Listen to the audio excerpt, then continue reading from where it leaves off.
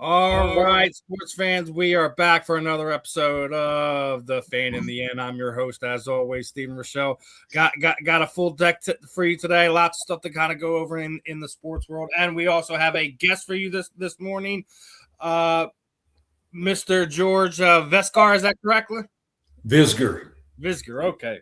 So George is a NFL veteran, from the early '80s. He's also soon to be an official author. He's a TBI CT advocate. He's done a lot of stuff to help bring brain injuries into the forefront in the sports world. So definitely wanted to have some conversations with George today. But before we get into that real quickly, let's get our sponsor read out there. And every episode here on The Fan in the End is brought to you by Fight Wax. Fight Wax is the ultimate skincare product. It helps treat cuts, swelling, scrapes, and abrasions, rejuvenates, and restores stressed skin. Customers have used for soreness, stiffness, and recovery. Designed for athletes of all active lifestyle, it provides an ultra silky, non-greasy feel. Deep hydration for everyday skincare. Helps fight dry skin. Customers have used for skin disorders such as eczema, psoriasis. Make sure you guys are showing them some love. And when you guys get a chance, please use that code SOUTH 15 FW and go get some products by Fight Wax. Other than that, let's get this party started today. Now, obviously, we got George on today. I want to appreciate your time. I guess we'll start this thing off with you. Kind of give us a little background into you, George. Obviously, you played in the league for a few years. Wound up walking away. Did have incur some brain injuries. You've had surgeries. You've been an advocate for the brain injury community. Making sure that the NFL is doing what it needs to do. To take the proper steps with the athletes. I guess kind of tell us a little bit about that battle, and then how did we get started with this book as well. So kick it off for us, my friend. Okay, I grew up in Northern Cal, played on a great high school team, undefeated. We lost a bowl game my junior year, only game we ever lost. Played at University of Colorado as a freshman, 76. We won the Big Eight and played the old Woody Hayes Ohio State Buckeyes in the 77 Orange Bowl. I was drafted by the Jets, banged heads with Marvin's dad in preseason camp, literally. I was drafted by the Jets in 1980. I was a defensive tackle. Got cut at the end of preseason, and the Niners picked me up. And I played with the Niners part of the 80 season. First game, I'm with them. Very first play, we're playing the Cowboys. It's a goal line defense, and I get ear hold on a Dallas tight end trap by Doug Cosby, who's now a very close friend of mine years later.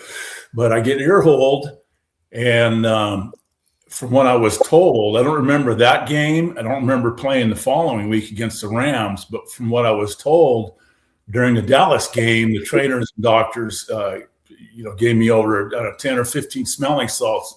Every time I'd come off the field sideways, they'd give me a handful, and I'd go, pop a couple.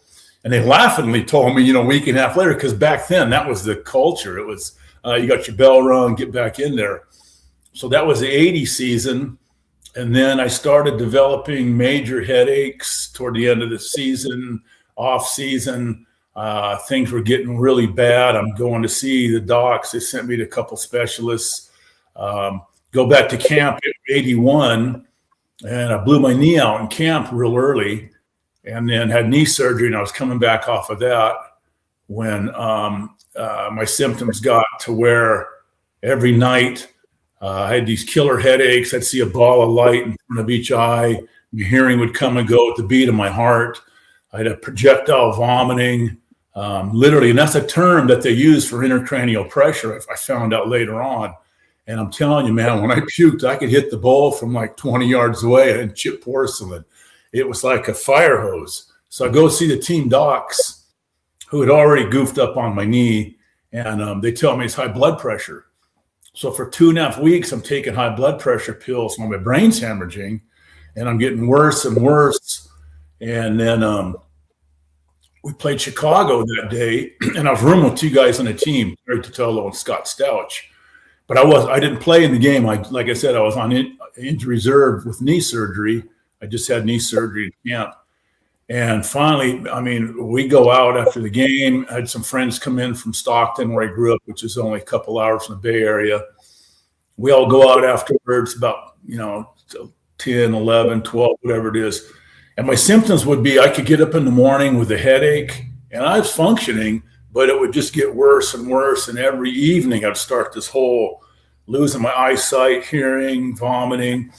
So it was probably midnight. We're out drinking, having a couple beers, and I told everyone, hey, I'm going to head to the barn, man. I'm getting close to my puking time. So I drive myself back to our apartment, barely getting the door. I'm puking. Anyway, long story short, I keep getting up and down and laying in bed. And those guys come in, after the bars close, after 2. And I was rooming with Terry Totolo and Scott Stouch. And T comes in and says, hey, man, you look like hell. Let me take you to the hospital. And again, I'm blowing them off. It's, the football mindset. Hey, I'm good. So it's getting worse and worse as the hours progress. And those guys came in and checked on me a couple times, Visk, man, let us take you. No. So finally about 4 or 5 in the morning, I get up to puke again. And my right arm does one of these. It curls up across my chest with like a fist under my chin. And I'm grabbing, I go lay down, I'm grabbing my arm. I can't feel this hand and arm. And I pull my arm out and let go, and it would just curl back up. Now it's probably, 5 in the morning. I can't see. My head's ready to pop. My hearing is in and out with my beat of my heart. Got this freaking paralysis thing going. And I think I'm dying now. And I literally started praying to God. It's like, you know what? Don't let me go like this. I mean, I was hurting. I finally pass out. The day after games are light days. We get up. I woke up an hour or two later. Had some coffee with the guys. I could move my arm, but I could barely lift a cup of coffee. We go into the training room. Day after games, you get treatment, a couple of meetings, a light workout, breaking sweat, and then you're out of there. And so I go in and I do my rehab on my knee, and I wait till the team doc, who butchered my knee, and I had 2 more surgeries on that, a couple of years trying to put it back together. Same guy that 3 of my teammates from the 81 season successfully sued for malpractice. I mean, it was ridiculous.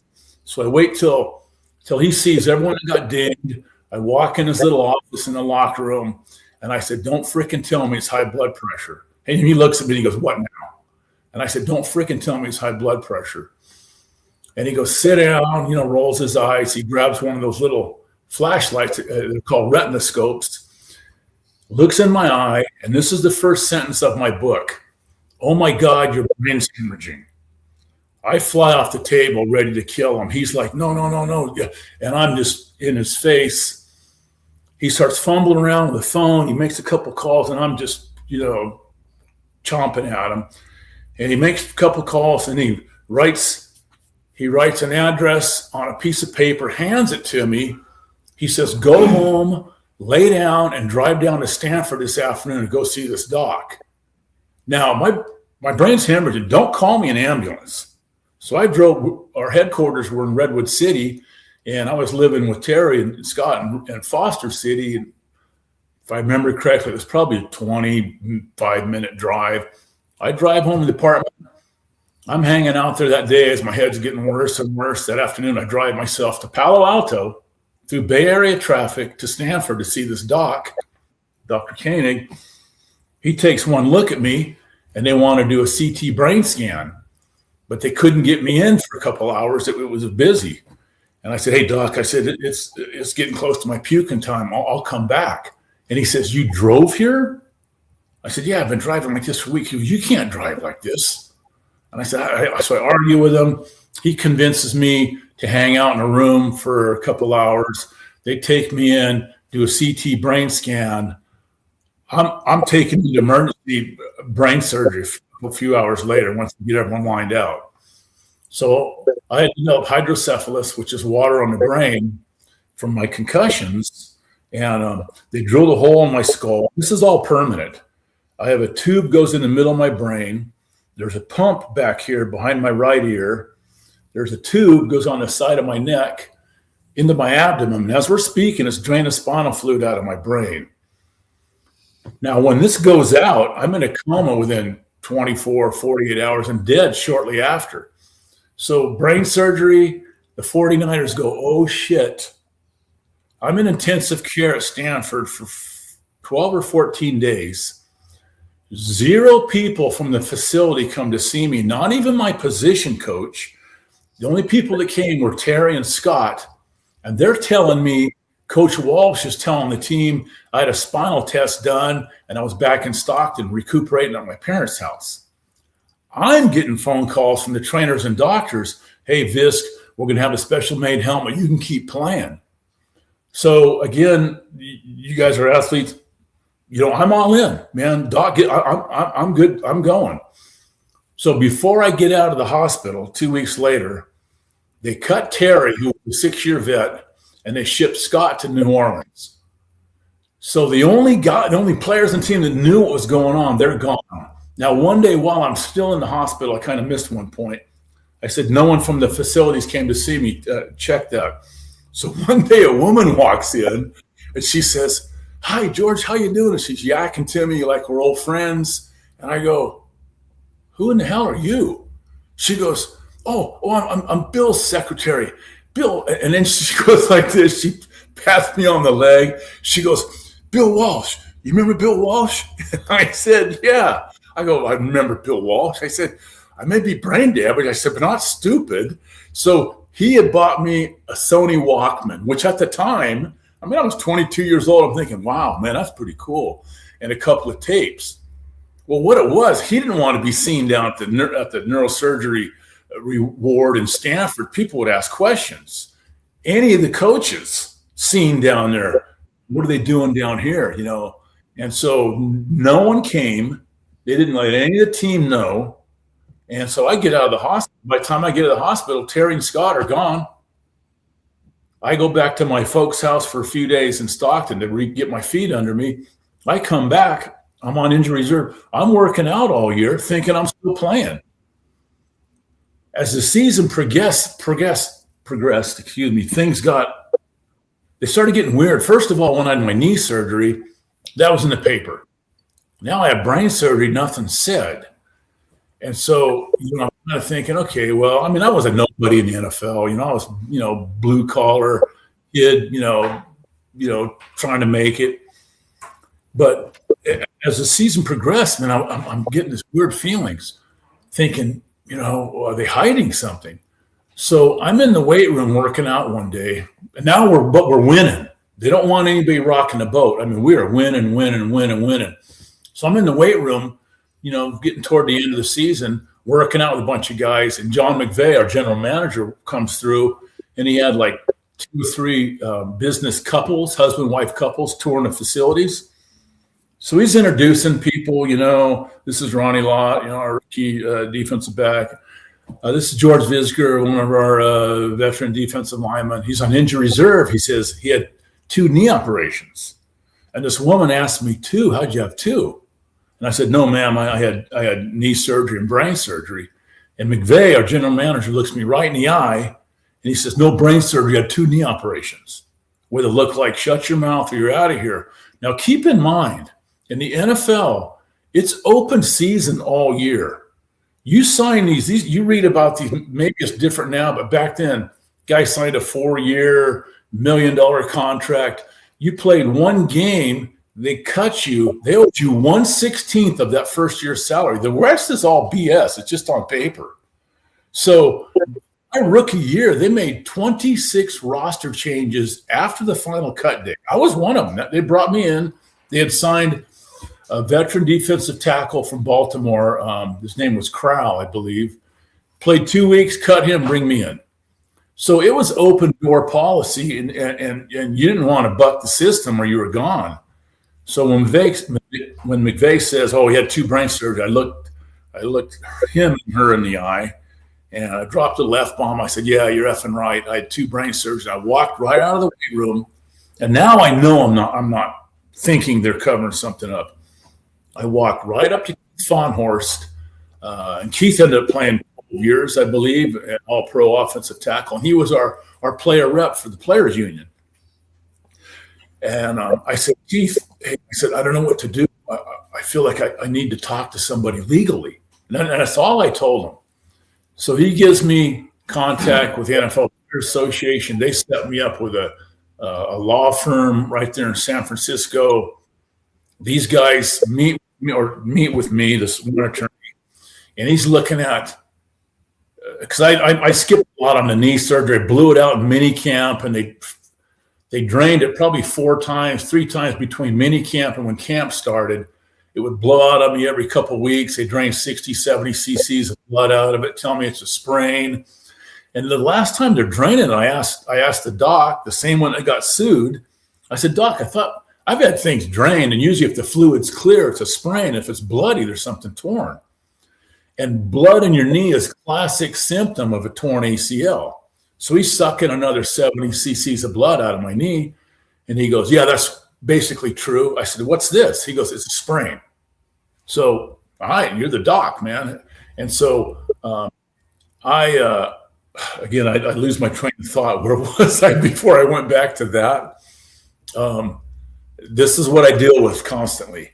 I think I was at Stanford. They diagnosed me, brain surgery. Terry and Scott are gone. So I come back to the facility. That's right. Okay, now it's coming back to me. So I talked to Keith Fahnhorst. He set me up with a law firm in Frisco. They're going to look at potential malpractice suits on the knee, on the brain, work comp, but mainly malpractice. So we work on this thing for it's going on a year. And now, again, I'm getting ahead of myself. So we end up going to the Super Bowl, okay? Right before we're leaving, I'm like, man, I would feel better if this thing was out in the paper. I mean, literally, I'm like, what the hell are they covering up? So both my older brothers played college ball. And when we went to the Super Bowl, we got to take 2 guests with us. So I took my dad and my brother Mel. So our oldest brother, Bob, was in Sacramento. And I call him up. I'm like, man, I don't know, but I'm headed for something. So he calls 5 different papers. He calls the San Francisco Chronicle, the Oakland Tribune, the Sacramento Bee, and said, hey, I'm a fan. He said, I was at Stanford early this year in the neurosurgery ward. I met a 49, had brain surgery. Now, that's a story. In Super Bowl, they look for anything, what guys eat for breakfast. And so every one of these papers he called said, well, when he gets to Detroit, we're going to interview him. Now, we're leaving that day to fly back. And the team had been there for a week or so. The injured players, we were there for 5 days. So Bob calls me, goes, when you get there, you're going to inundate it. I'm like, good. So, of course, in order for any reporters to find out what hotel I'm in, they had to go through the front office. I'm there the whole time. No one talked to me. Now, weird things are happening to me, too. I'm going out like we did, have a few beers at night, and I'd get up in the morning to go to practice. No truck. I'm thinking, no one stole my truck. I start calling people. Did you see me last night? Yeah, you're at such and such a bar. You punched this guy out. You threw a chair through a window. And totally out of character. I mean, I'm not one of those guys. I despise people like that. All of a sudden, and as the months progressed after the Super Bowl, by May, 4 months after the Super Bowl, I'm arrested 3 times. No memory how I go out and have a couple of beers. Next thing I know, several hours later, I'm standing in jail. I have no idea how I got there, what I did, till I got released. So I go back and see the neurosurgeon at Stanford, Dr. Koenig, in May. So Super Bowl was into January. So this isn't like years later. I go back. I said, hey, man, something has happened since your surgery. I said, I have a couple beers, and I turn into the kind of people, I said, that I freaking despise. Oh, not from my surgery. I said, well, what's it from? I've been drinking. I started drinking when I was young, and so he does a CT brain scan. And I told him, I said, I'm leaving for Mexico tomorrow to go fishing with my brother Mel and his wife. We were going to rent a little cabin on a beach and fish for a couple of days. And he does a brain scan on me, CT brain scan. He goes, you look fine. I said, what about leaving the country? No problem. Drinking? No problem. We fly to Cabo. I have one margarita at dinner. I start getting pounding headaches. I tell my brother Mel and Nancy, hey, I'm going to go back to the cabin. I'm not feeling good. They stayed out a couple hours. I go back to the cabin. It's the same stuff. I'm puking. They come back. I'm going into a coma. And from this point, after going back to the hotel, the cabin, I have zero memory for the next 16 or 18 months of my life, even to this day. All these are stories that were told to me by my family. So Mel and Nancy come back to the hotel, to the room. My eyes are dilated. I'm incoherent. I can't speak. I'm puking all over the place. I'm moaning. My head's going to pop. So Mel calls our brother Bob in Sacramento. Bob calls Dr. Agee, an orthopedic surgeon that had operated on Bob's arm. The orthopedic surgeon calls Dr. Cobb, a neurosurgeon friend of his. Cobb's telling Agee, your friend is dying. Do not let him operate in Mexico. You got to get him home. Agee calls Bob. Bob calls Mel. So they try to get me home. And my poor brother Mel, for years, if I wanted to just push him over the edge, all I'd have to say was, hey, Mel, I hear the Dorado are running to Cabo. We should go fishing. And he would literally get sick to his stomach. So here was the story. They get me in a taxi. I'm just puking, moaning, can't see. They get me to the counter, but I could walk around. He would hold me by my hand. He said, airlines look at me. They said, this guy isn't flying. So we missed a flight. Mel's calling Bob, but, we missed another flight. Finally, I don't know what the federales of all people told Mel, if you don't get on next flight, we'll get you a private plane. So we get on a fly to Long Beach, and they get me in a hospital, get me stabilized, and then fly me to Sacramento, where my brother Bob had a new neurosurgeon lined up. So Dr. Cobb does my second brain surgery. And the first hole they drilled was way in the back of my head. And you got to get this tube right to the middle of my brain in these little cavities are called ventricles. But Cobb told my brother, this isn't a good place to be able to get it in there, but he didn't want to traumatize me anymore and drill a new hole. So they put the shunt in the original spot. 10, 12 hours later, my brother Bob gets a phone call. This is Sutter Memorial Hospital. Your brother George is going into a coma, is in a coma. We think your family should get down here immediately. They rush down. They take me into a third brain surgery, give me last rites. Now I'm 23 years old. Okay. No memory, like I said, the next year and a half, whatever it is. So when I finally get my memory back, now I didn't even think about going back to the 49. I have no idea what I did for a year and a half. My brother clued me onto some of the crazy things I did. So my first recollection when my memory comes back, here's hospital bills. I'm like, oh, hey, please bill San Francisco 49ers. And even with my diminished memory, I wrote it so many times. I still remember their freaking address. I'd write on it, please bill San Francisco 49ers, 711 Nevada Street, Redwood City. Send it back to the Niners. And I would get it from them a week or so later, the same bill. All they would write on was, you owe this amount and circle the total. Not even a freaking, hey, Visk, sorry to hear you're back in the hospital.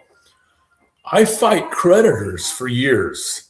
Now, keep in mind, when I was a 6th-round pick in 80, I signed for the whopping, I had a $15,000 signing bonus, of which I cleared 10, and my first year's salary was $35,000. My second year, I was making really good money at $65,000. So it wasn't like, we were putting a lot of bank away and you're good to go for, a few years. So that year and a half, I guess, I was out of it. And so I'm living just in a cheap little apartment. All of a sudden I got creditors on me for whatever it was, hundreds of thousands of dollars. And I'm battling these guys. I'm working as a laborer for my brother's construction company. He general contractor and did real high-end custom remodel. So it was just him, one other carpenter, and me. And I mean, I started at the bottom. I was making $12 an hour for him, and I was bouncing at nights for $10 an hour, just trying to survive. And I'm fighting off creditors. So finally, in 1985, and I hired so then the first attorneys that I went to, I had an attorney friend who kept coming to me going, George, where are they at? I said, oh, they're giving me this another 2 weeks, 5 weeks. I got meetings. And my attorney friend is saying, George, there's a statute to this that you're getting close. But he didn't want to butt in. You know what I mean? It wasn't like. And so finally, these attorneys, the NFLPA sent me to let my statute of limitations run out.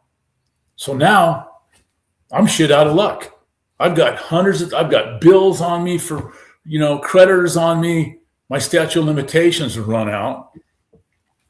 I go to another attorney, and finally we're able to, it was medical malpractice statute. That was it. So I go to a work comp attorney.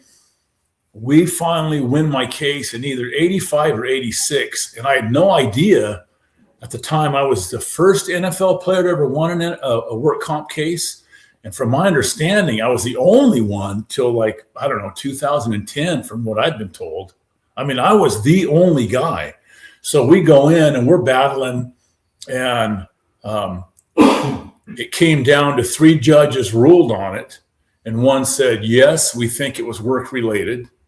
The other one said, no, I don't think it was. And the third judge says, I really can't tell. It was that close to me losing my case, and I have no idea where I'd be now, because I had 6 more brain surgeries after that.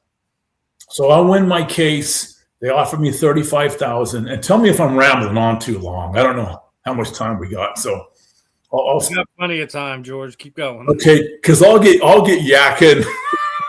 This is known as the story, And so they offered me $35,000 to settle, and I told them where to put it. And I said, I want what every injured employee has earned. I want my past medical paid, and thank you, God. I said, I want my future medical left open. And I said, I can no longer function as an employee of the 49ers. I don't call myself a player. I said I was an employee. They are obliged by law through vocational rehab to retrain me in a field of work where I make a comparable amount of money. I said, all I want to do is just finish my biology degree. I was a biology major at Colorado, but I hadn't graduated yet before I got drafted. I only had 4 years there. So, it's big back and forth, and they agree. Okay, yeah. So I enroll at Sacramento State University. I'm living in Sac in 1986, and I had 4 more semesters of chemistry, 2 of physics left, 2 of pre-calc. I go back to school in 86, and in one 10-month period, I have 5 more emergency brain surgeries, several grand mal seizures, developed dyslexia, major short-term memory issues. Took me 5 more years to graduate. I was 32 years old when I finished my biology degree after 8 brain surgeries and became a wildlife biologist. Those were my 2 dreams as a kid. I wanted to be the greatest NFL player that ever lived, and I wanted to be a biologist. So 90, I graduate, started work as a wildlife biologist. In 93, that shunt blew out. I had my 9th brain surgery. Oh, and then during that time, I jumped. In 84, I had to have 2 more surgeries on my knee, repairing what Dr. Doom screwed up, including I had a Gore-Tex ACL transplant. So 93, I had my 9th brain surgery. I go back to work as a wildlife biologist. I taught high school for 2.5 years. I taught biology, chemistry, environmental studies, and English language learners algebra, and taught football. And coached football a couple years with my brothers. And then I went on and founded the Visger Group, environmental consulting, in 2010. And then things were just heating up, and I'm starting reading about more and more guys that I played against. And I started the Visger Group Traumatic Brain Injury Consulting, because I have, by the grace of God, I function incredibly well, but I've done a lot of non-pharmaceutical treatments. Luckily, early on, I got into, like in the early 80s, I got into real high dose omega-3 fish oils, not knowing they were good for my brain. I heard they were good for lowering cholesterol. And I was a skinny kid when I decided to play in the NFL. In Pee Wee Pop Warner, my nickname was Clang because I was so knock-kneed. The coaches said they could hear my knees clanging from clear across the field.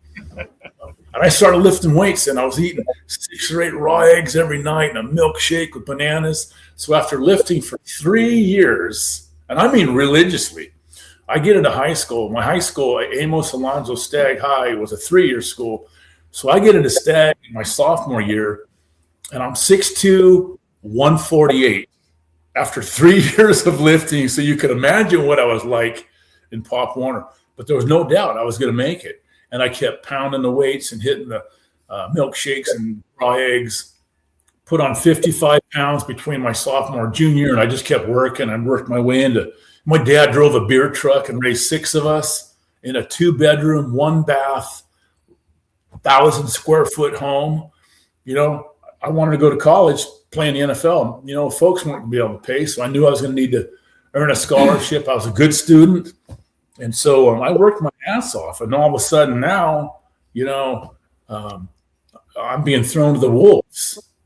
And so, again, I lose my train of thought. I'll get off on these little tangents and tell stories. But so where was I again? I think the work comp case we had won, right?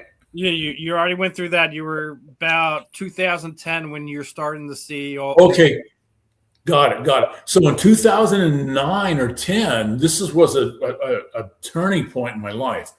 Jean Marie Laskus of GQ magazine wrote an article, The Game Brain, and it was on the first 24 brains that Dr. Bennett O'Malley studied, first 24 NFL brains, and 23 had CTE.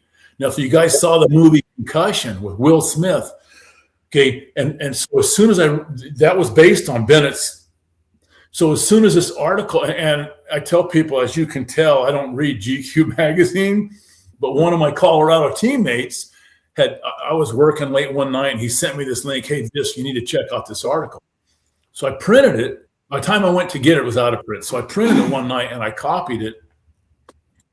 I still have that article in my computer folder. I'm reading it that night and I'm underlining stuff and I'm freaking livid. It starts off with when he did the first study on Mike Webster. Webster was like, when I was a kid growing up, the Steelers were the guys. And, Pee Wee Pop Warner, we were black and gold and like the Steelers. And Webster was my idol. And I lined up over him when I was with the Jets. We played those guys in preseason. And then to read how he died using a stun gun on his head, couldn't find.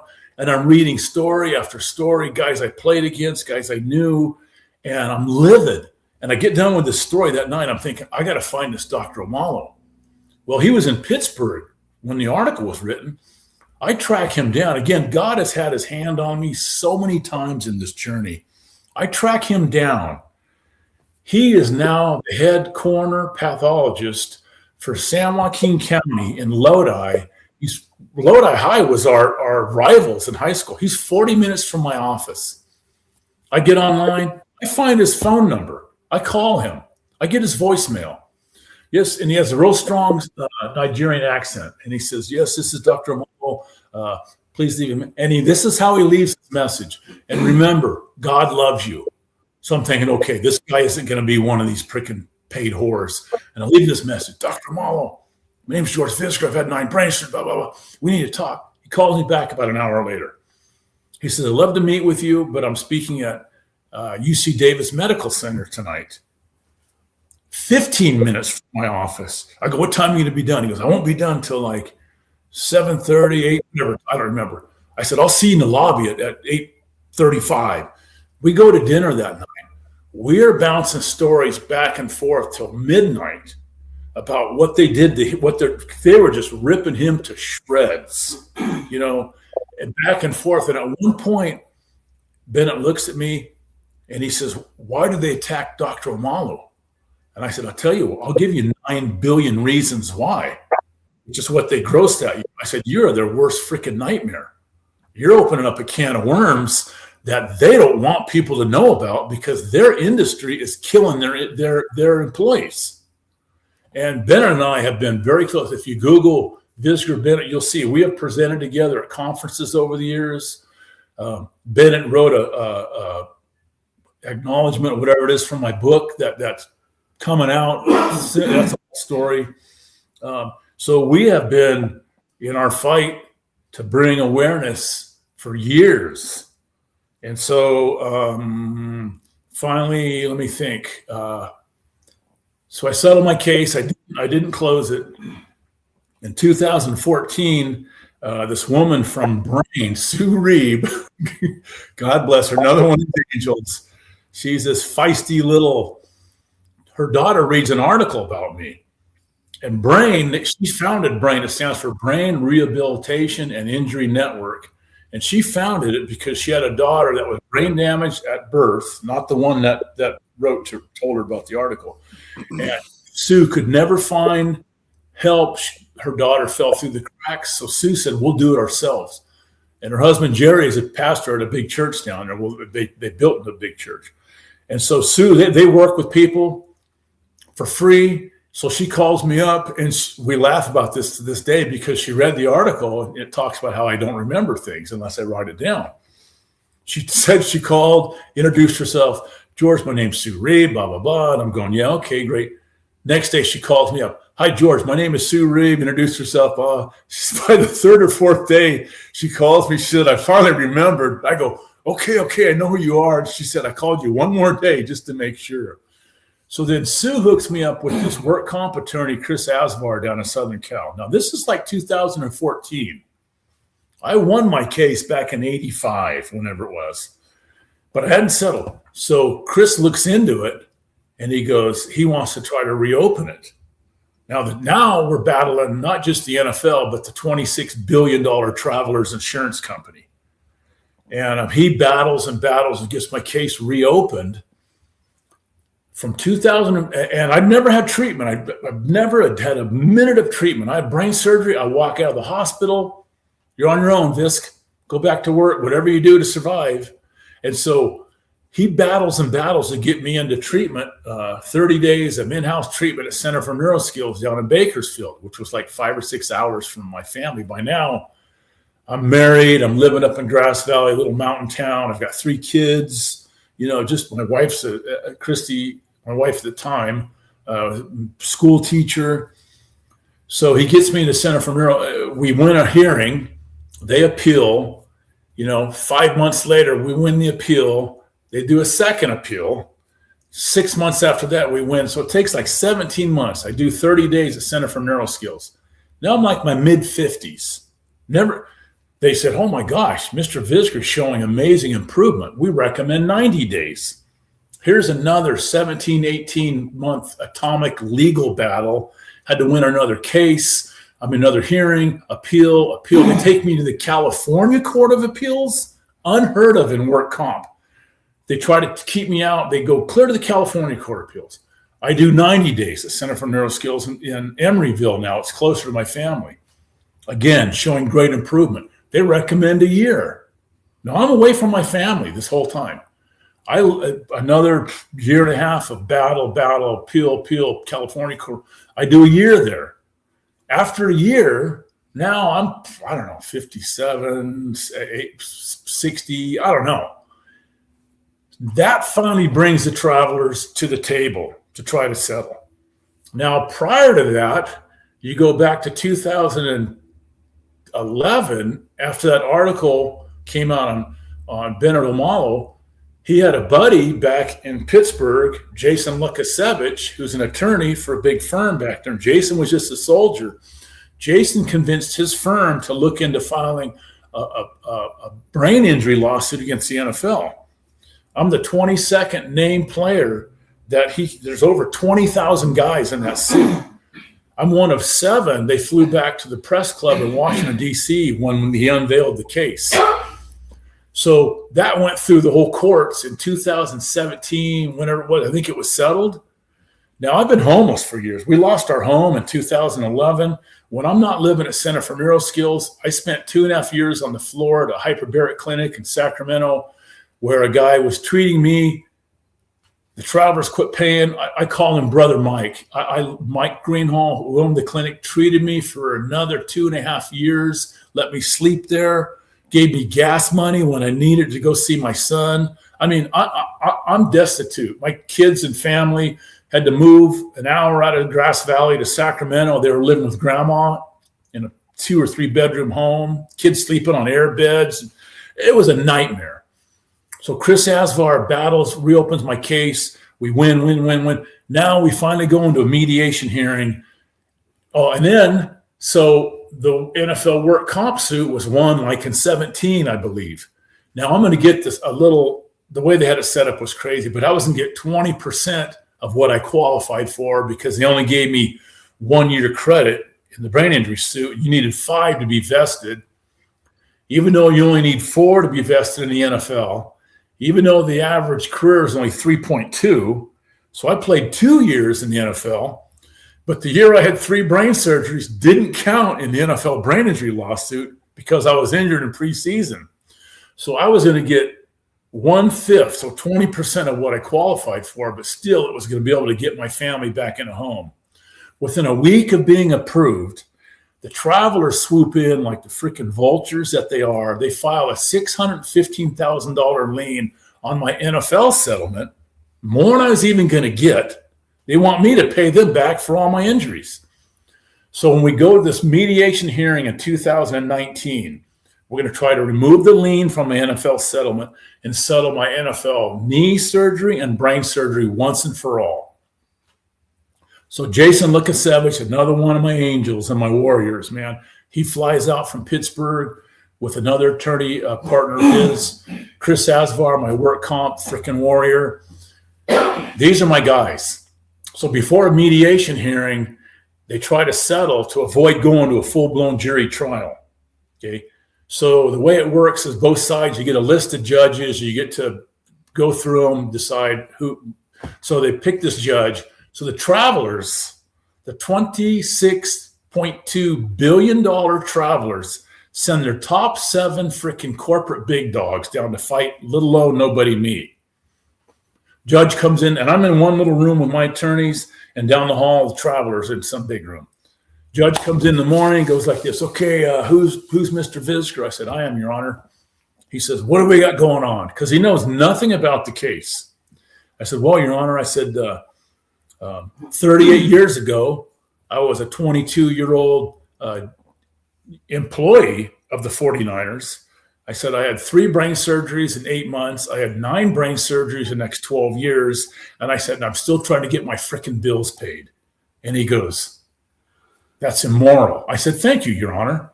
So he goes down to the traveler's room with my attorneys. They're down there an hour or two.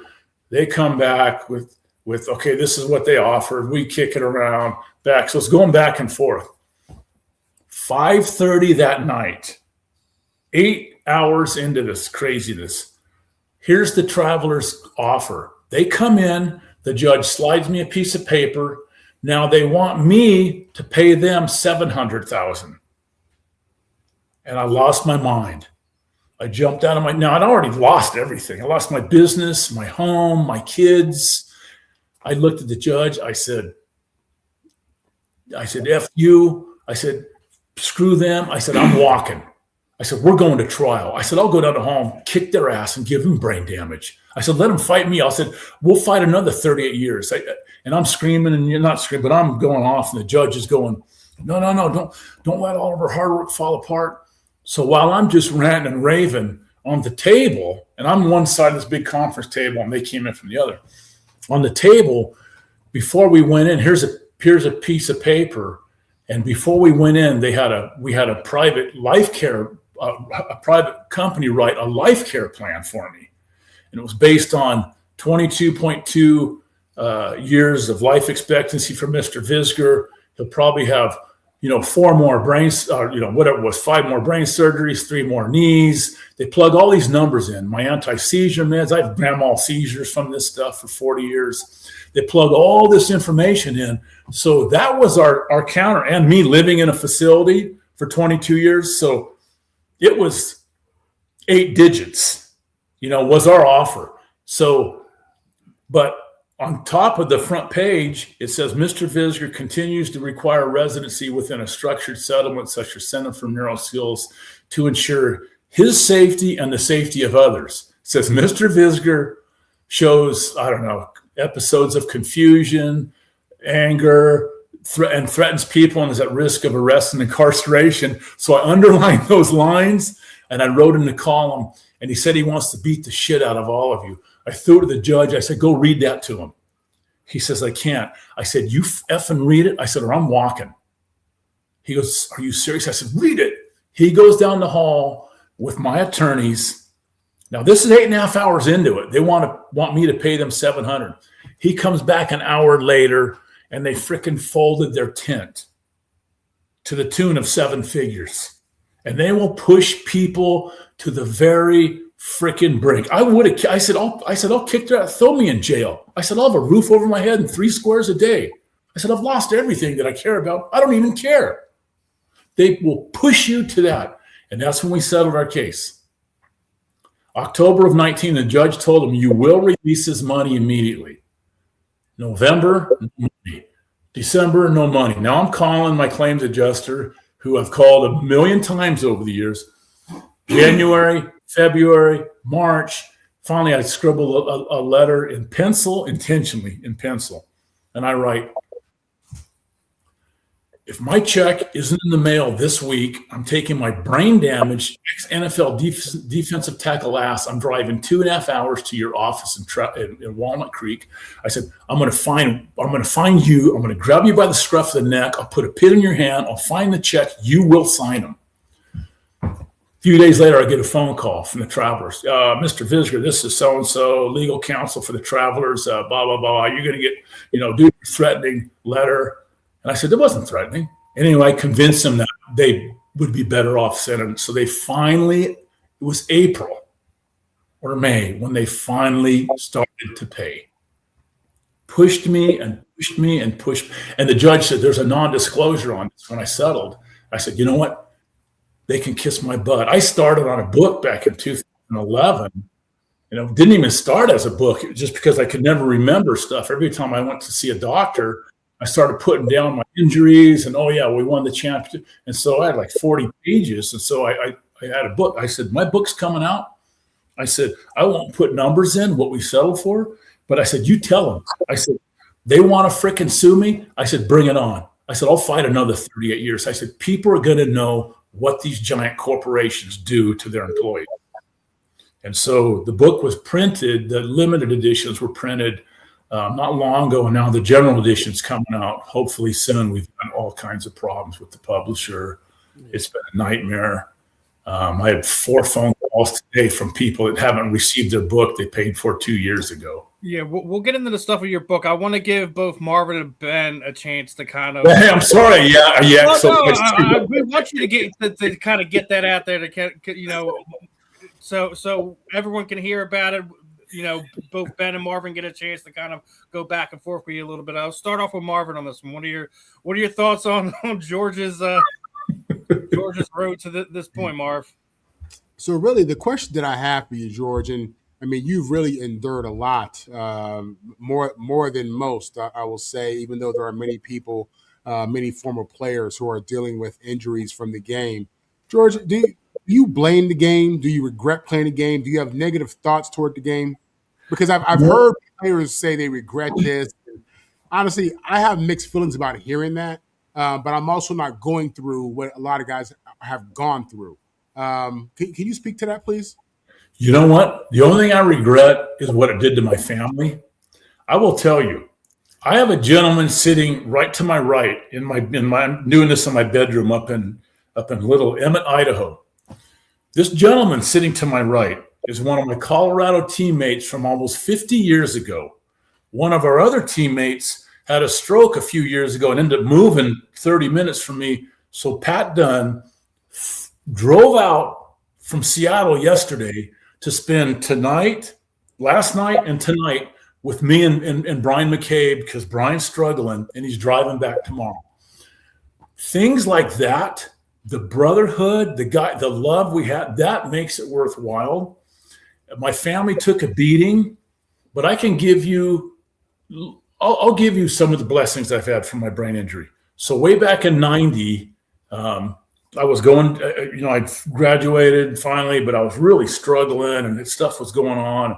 So finally in 93, we battled, and the Travelers, one of my neurosurgeons said, hey, every time I talk to him, I'm so frustrated, man, I'm afraid I'm going to kill somebody. Someone cuts me off in a grocery store. I'm like, he goes, you need to join a gym. So we got the Travelers to pay for my gym. While I'm at the gym, I meet the most gorgeous little blonde-haired, blue-eyed, curly-headed 2-year-old with her beautiful mom, Christy. I meet little Stephanie. I fall in love with both of them. We get married. So and then we end up having 2 amazing more kids. So because of my brain injury, now that marriage fell apart due to everything I was dealing with later on, but we're all still, very loving. Because of my brain injury, I met Christy, and I have the 3 greatest kids you could ever imagine. I'm so proud of these guys. They went through hell. They were homeless for years, basically. Then, fast forward, gosh darn it. Wow. Isn't this crazy? Where you at, buddy? Where you at? I'm trying to remember where I met Jennifer, my wife. In Oakland, at the gym, right? What was I doing there? You're working out. Didn't you meet her at the gym? Was you going into the Yeah, gym? but I was living there. Was I always living there? Yeah, you were living at there. Okay, so fast forward to, this was when I did the year. Sorry for the brain fart. So when I'm doing my year at Center for Neural Skills in the Bay Area, I join another gym, and I meet Jennifer, who's just the most amazing person I've ever met in my life, my partner. We end up getting married. And I've been so blessed. I've had 2 great women in my life. Christy's amazing. I have great kids because of my injury. I have an incredible partner because of my injury. None of this would have happened had I not been brain damaged. So there's been a lot of blessings from it. People took some damage, but you know what? God has a plan for all of us. And sometimes you got to go through the fire a little bit to come out stronger on the other side. So are you able to watch football and enjoy it? You know what? For years, when I first got out, I freaking hated it. I never watched a game for years. I freaking hated it. And then every now and then I'd watch bits and pieces. Like right now, I couldn't even tell you who won the Super Bowl last year because I really don't care. But I'll watch. If I do watch a game now, I watch it like I was watching game films. Someone can come in the room and go, hey, who's winning? I go, I don't know. I go, but that defensive tackle just split a double team and freaking pursued and made a hell of a tackle on the sidelines, And so, but I really got back into my old buffs. I mean, I have an amazing group. Let me tell you a quick story. I'll keep it quick. So in 2010 or 11, when we were losing the house, I lost my business, struggling. I mean, one of my old Colorado teammates from the 70s, Matt Miller, who was All-American offensive tackle, academic All-American, played 6 years with Cleveland. And he had a degree in geology. While he's in the NFL, he gets a master's in physics, PhD in aeronautical engineering. He's been teaching aeronautical engineering at Cornell for freaking 30-something, still there. So in 2010 or 11, we're losing the house. Everything's crumbling. I get a letter from Miller. Hadn't talked to him in years. Or I would see him at alumni games. He goes, Visk, and I just lost my job. A long story there. He goes, Visk, the boys heard you took a shot. And he says, I guess here at Cornell, and this is exactly how he wrote it. He goes, I guess we're world famous for honeybee research, and I guess the way it works, the workers go out and get all this pollen and shit and come back to the hive. He goes, and they're covered with crap and wings beat up, and the drones meet him at the door. He says they clean them off, they fix their wings. He says, and they feed these guys the most potent honey in the hive because they know if the workers die, the hive dies. He goes, the boys heard you took a shot, meaning I lost my job. He goes, we started the Bee and Buff Honor Fund. He goes, here's $9,000. We got your next few house payments covered. He goes, this is how it works. When guys are doing good, we plunk it in this fund, and it's for anyone that needs it. And you don't ever pay it back. You've already paid your dues. Just get back on your feet. We love you. That's what football did for me. Absolutely. A lifetime brotherhood like Pat Dunn sitting right here, who drove here from Seattle yesterday because another one of our brothers is struggling with not only a brain damage from a stroke, he has a degenerative lung disease. He's on oxygen 24/7 now. Pat goes, I'm coming out. Drives out yesterday. I'm telling you, I have a group of guys that there's probably 12 or 15 of us that not a day goes by. I'll have multiple texts right now. Guys checking in, what's going on, how you doing? 50 years later, So those are things that you can't even put a value on.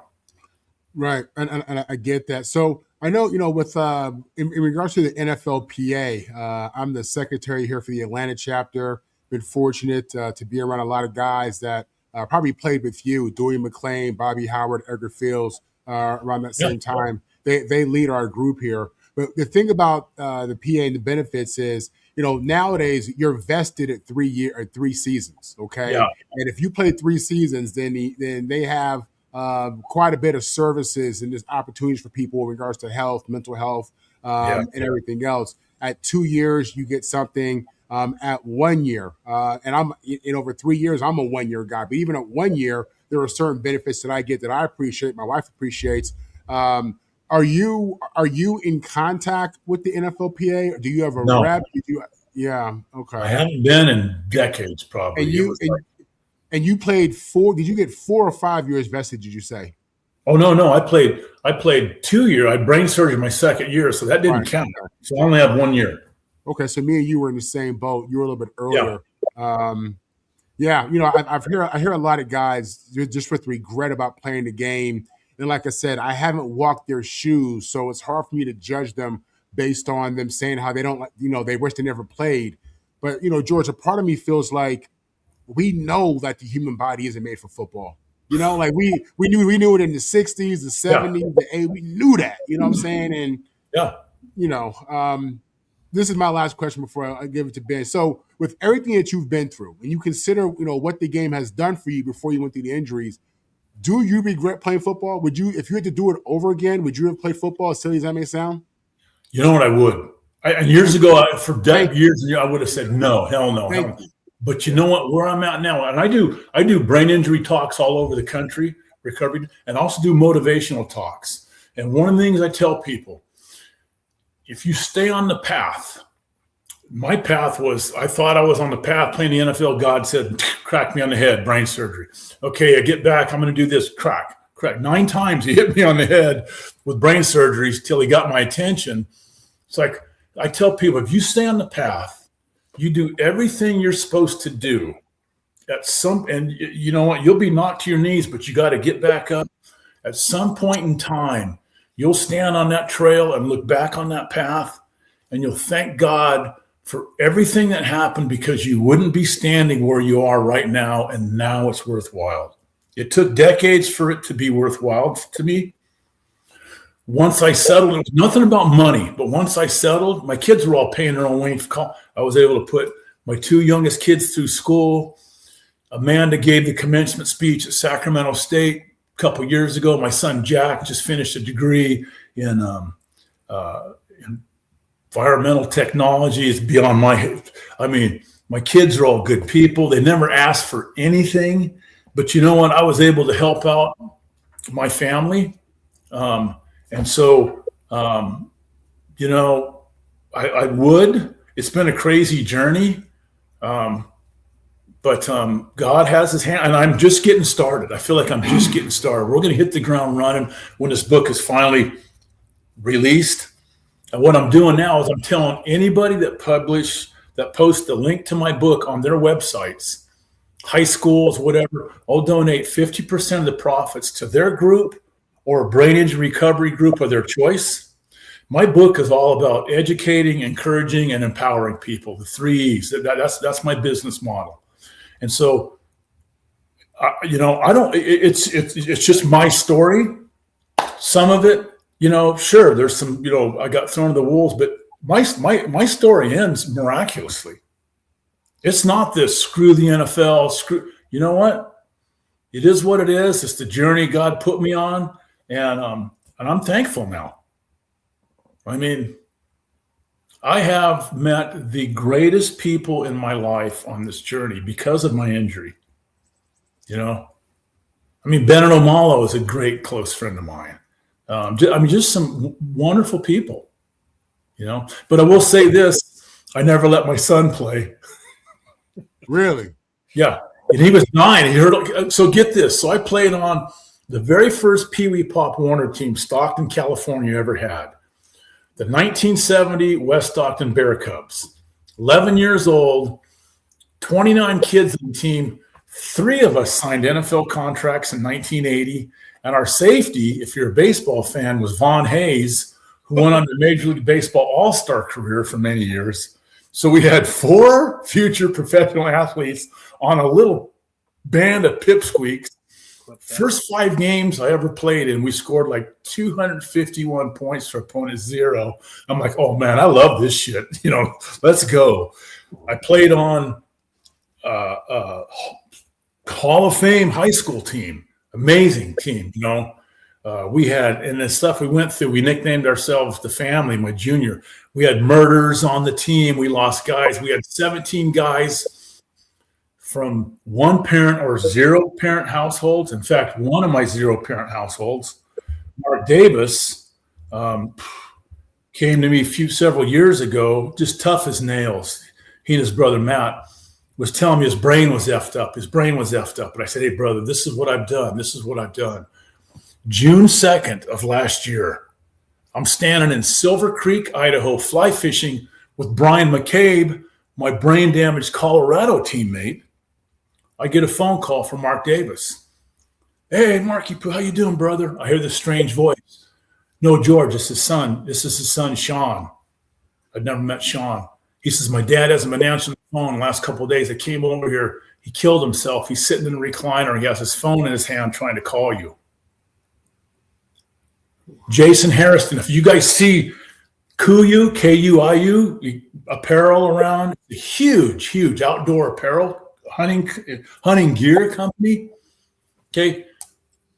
Jason came to, he was a hunting buddy of mine. He founded Sitka Gear. He played 1 year on the Niners practice squad and 1 year on the Broncos practice squad in the mid-90s. Went on and founded Sitka Gear, built it a multi-million-dollar business, founded Kuiu, grossed $50 million this last year. 2 years before he killed himself, he called me up and told me he took a shotgun to bed with him one night. That's 2 kids, right? I got him lined out getting hyperbaric oxygen treatments. 2-3 years later, while I'm living at Center for Neuroskills, one of my nephews called, said, Uncle George,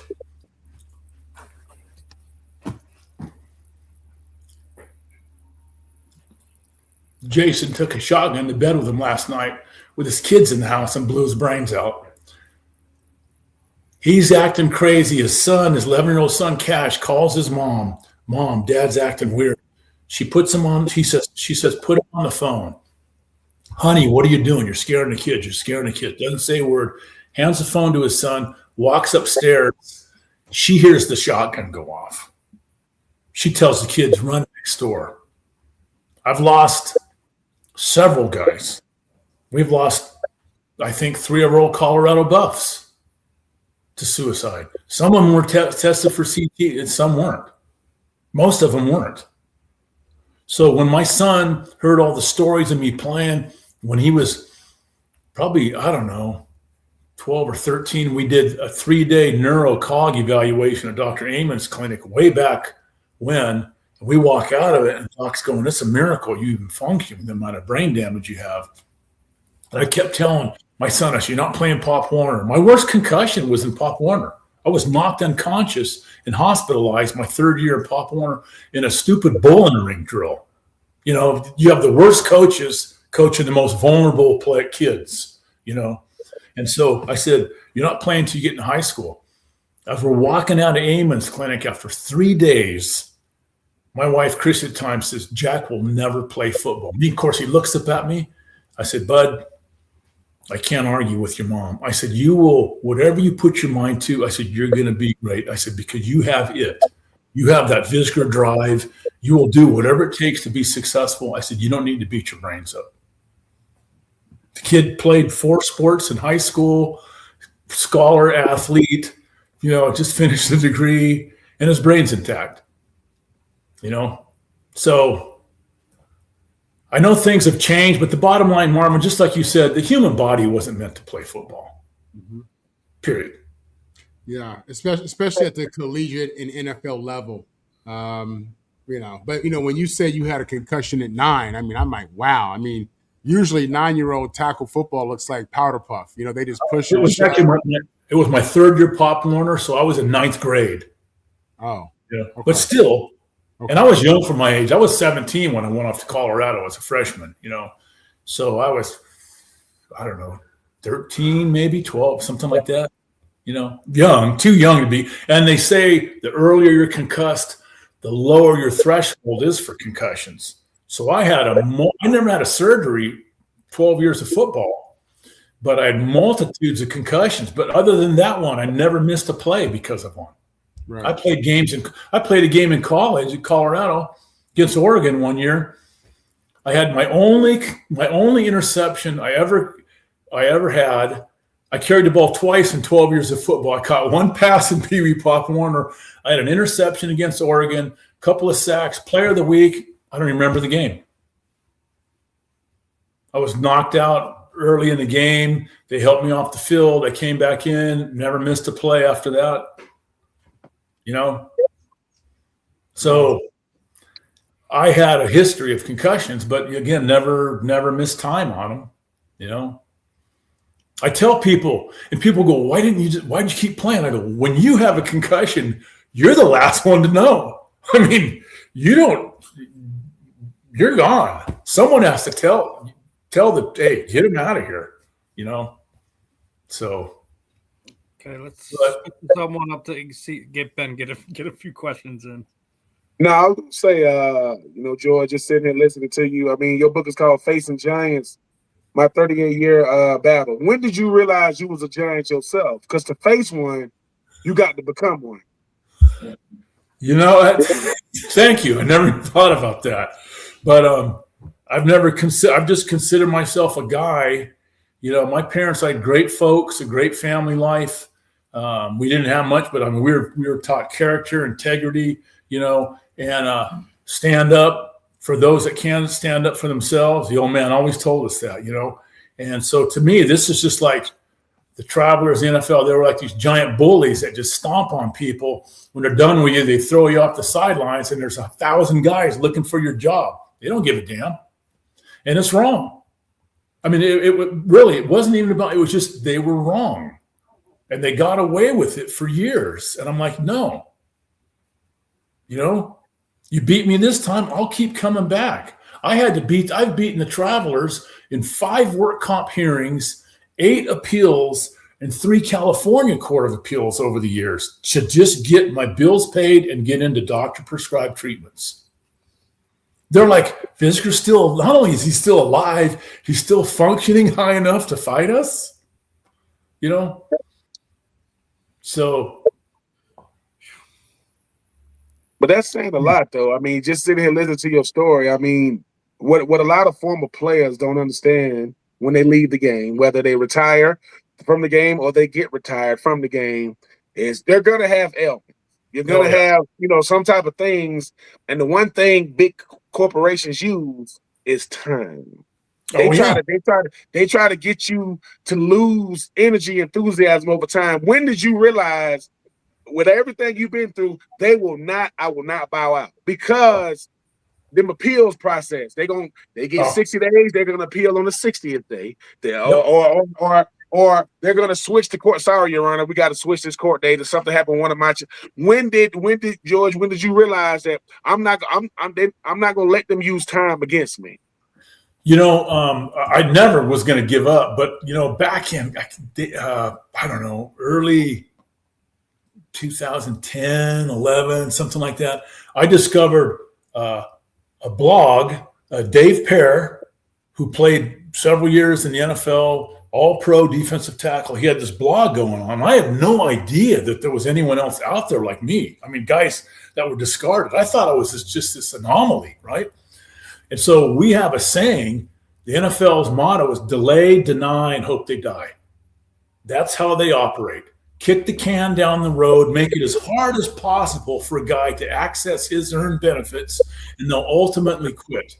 And even if only 10% of the guys quit, that's several $1 million a year they're pocketing that should be going out to benefits.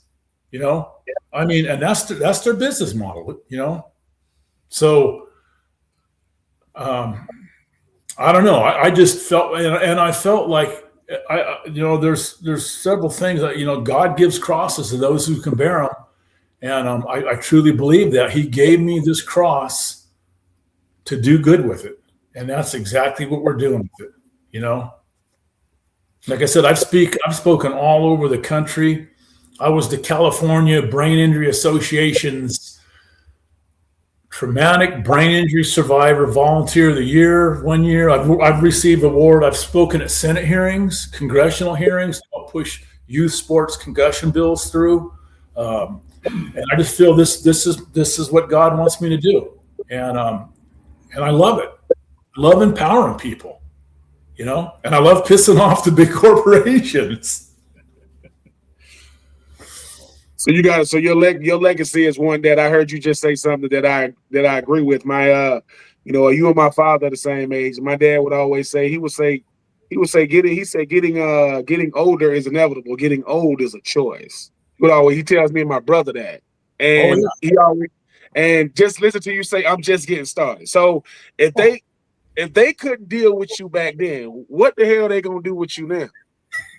You know what? I love your dad's saying. Now you got to text that to me because I've already forgotten. I did usually. I live out of these. I'm writing notes constantly. I have 40-something years of these things. Every day of my life, I have to write down who called, where I'm at. But I love that saying. Again, what did you ask me a question after that? I said if they couldn't deal with you. These corporations, the travels, they couldn't deal with you back. What are they gonna do with you now? They can't. I mean, we are just getting started. When this book comes out, and there's been, like I said, some trouble with the publisher, but when we hit the ground running and get back out doing my talks all over the country and empowering people, they're going to be. I tell everybody, if I die someday with like an anchovy stuck in my throat or something crazy, look to the NFL or the Travelers because they want to quiet me down. They don't want me talking. Now, or a banana stuck in my ear with a suicide note. I did want to give you a chance to talk about your book and what's going on with that. So I did pull up the thing here. There was the little thing that you had up on your thing. The Facing Giants thing. But unfortunately, as you were alluding to, you've been having problems with the publisher, and you made a post yesterday. I want to kind of give it a chance to kind of go over a little bit of this. Obviously, you've been trying for, what you said, 18 months now to get things going. People have ordered the book about your damn near 40-year-old battle going along with the NFL from all different aspects. And reason why I want to bring this up, obviously, with the issues you're having is Ben, Ben has actually had a book published, and so if you have any more issues on that end, man, please feel free to reach out to Ben. Maybe we can help push that can a little bit along the line, so you're not running into any more roadblocks. Well, Jennifer and I, my wife has been re-editing. It's a long story. They published 200 of these limited edition that people paid like $43 for, and it was full of mistakes, edits, horrible. My wife just spent almost 400 hours re-editing it, putting.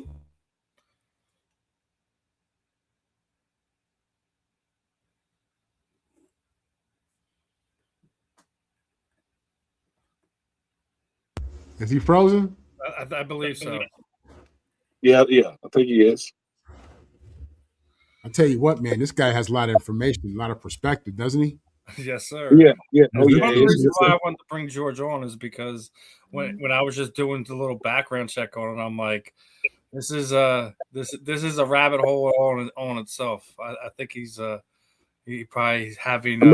Somebody gonna snatch this. This is more than just story you read. It's gonna have to be a story that you're gonna have to look at. Look at on TV. Look at it. In the movie, because this is a lot. And movie, man, this is a movie.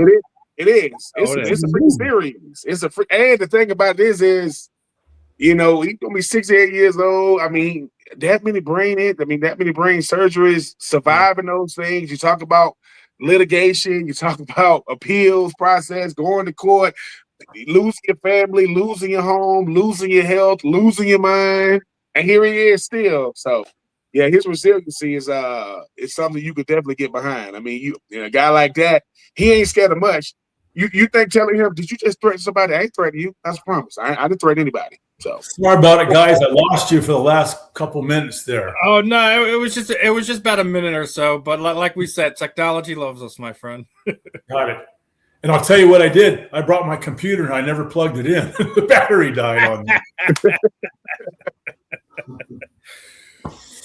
That's it. Man. So, but yeah, dude, I know you got a lot of stuff going on with the book and everything like that, but like I said, if you're having any more issues, like, dude, reach out, dude. We have no problems helping you out and helping you get this information out.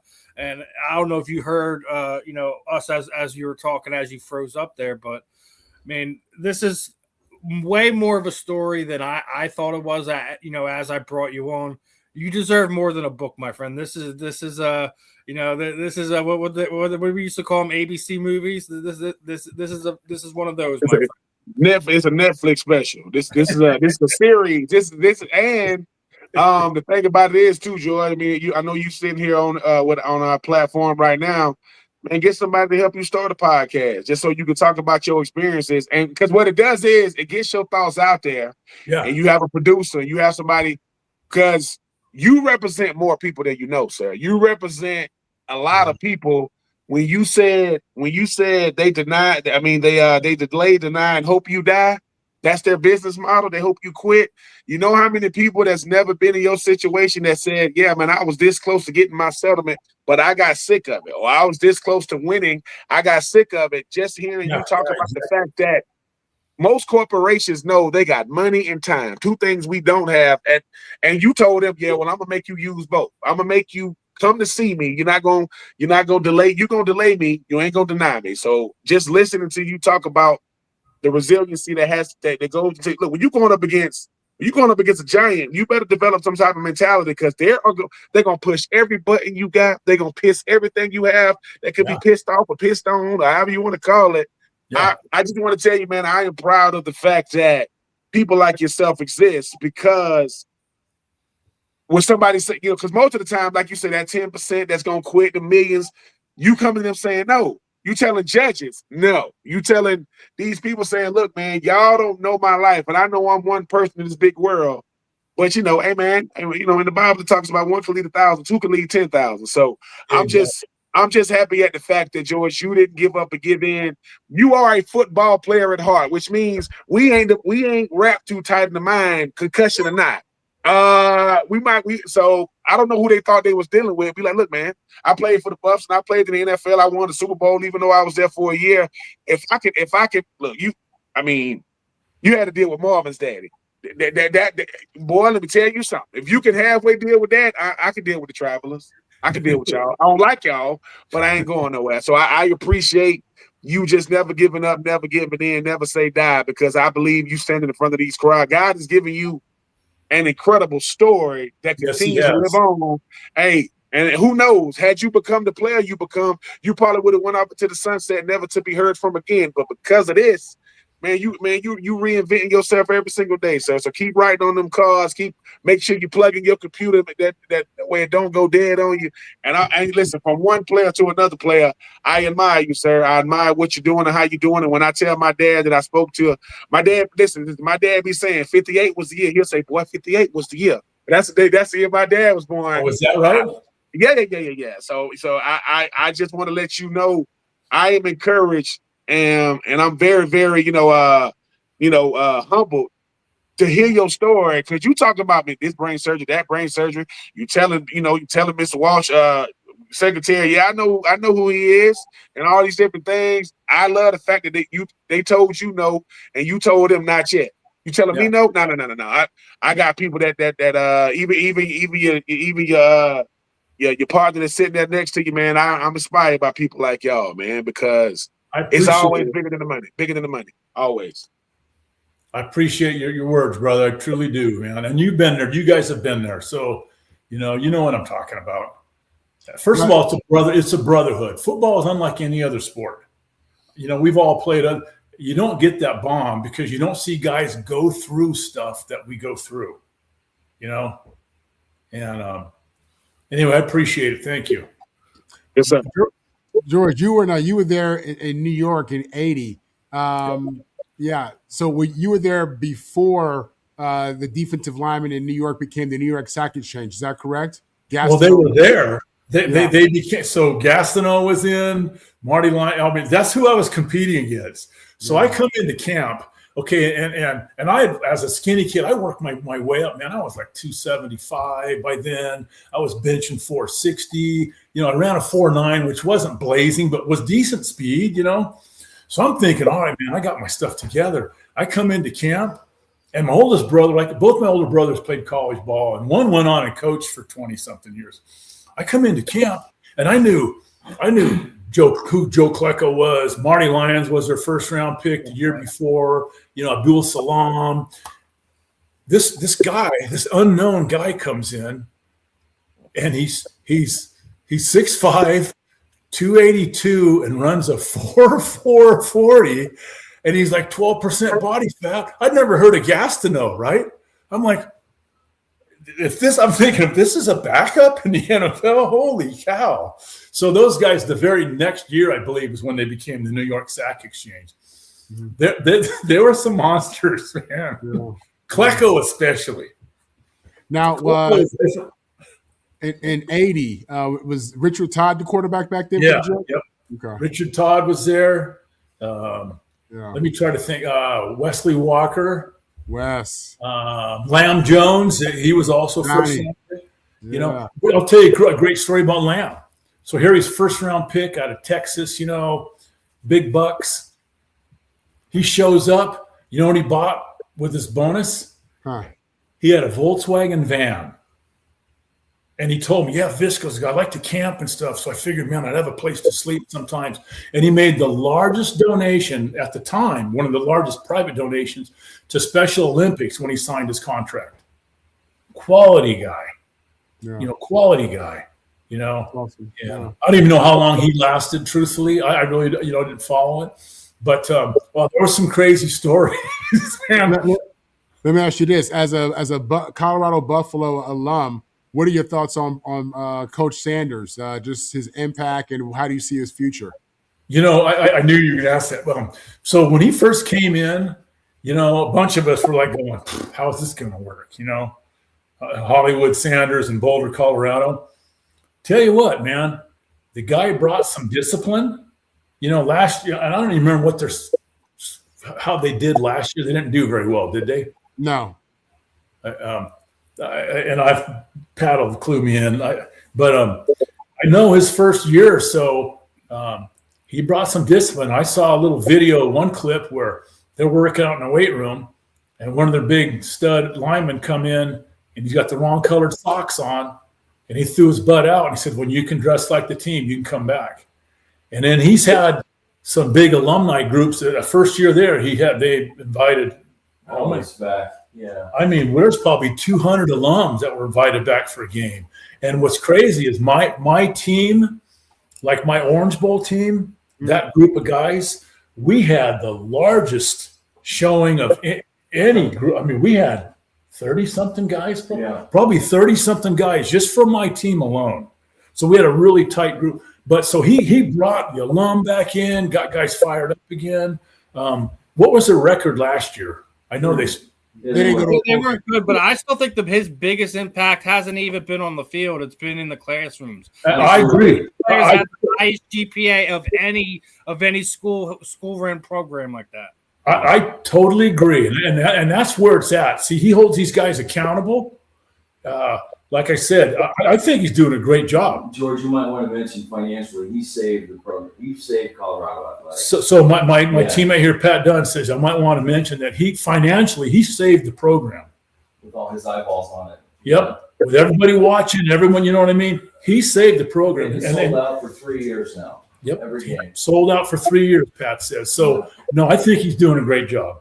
And like any team, you're going to have, and especially now, how in the hell do you build a team with this portal thing now? You know what I mean? I mean, you get in the kid's butt and the next day he leaves and plans for someone else.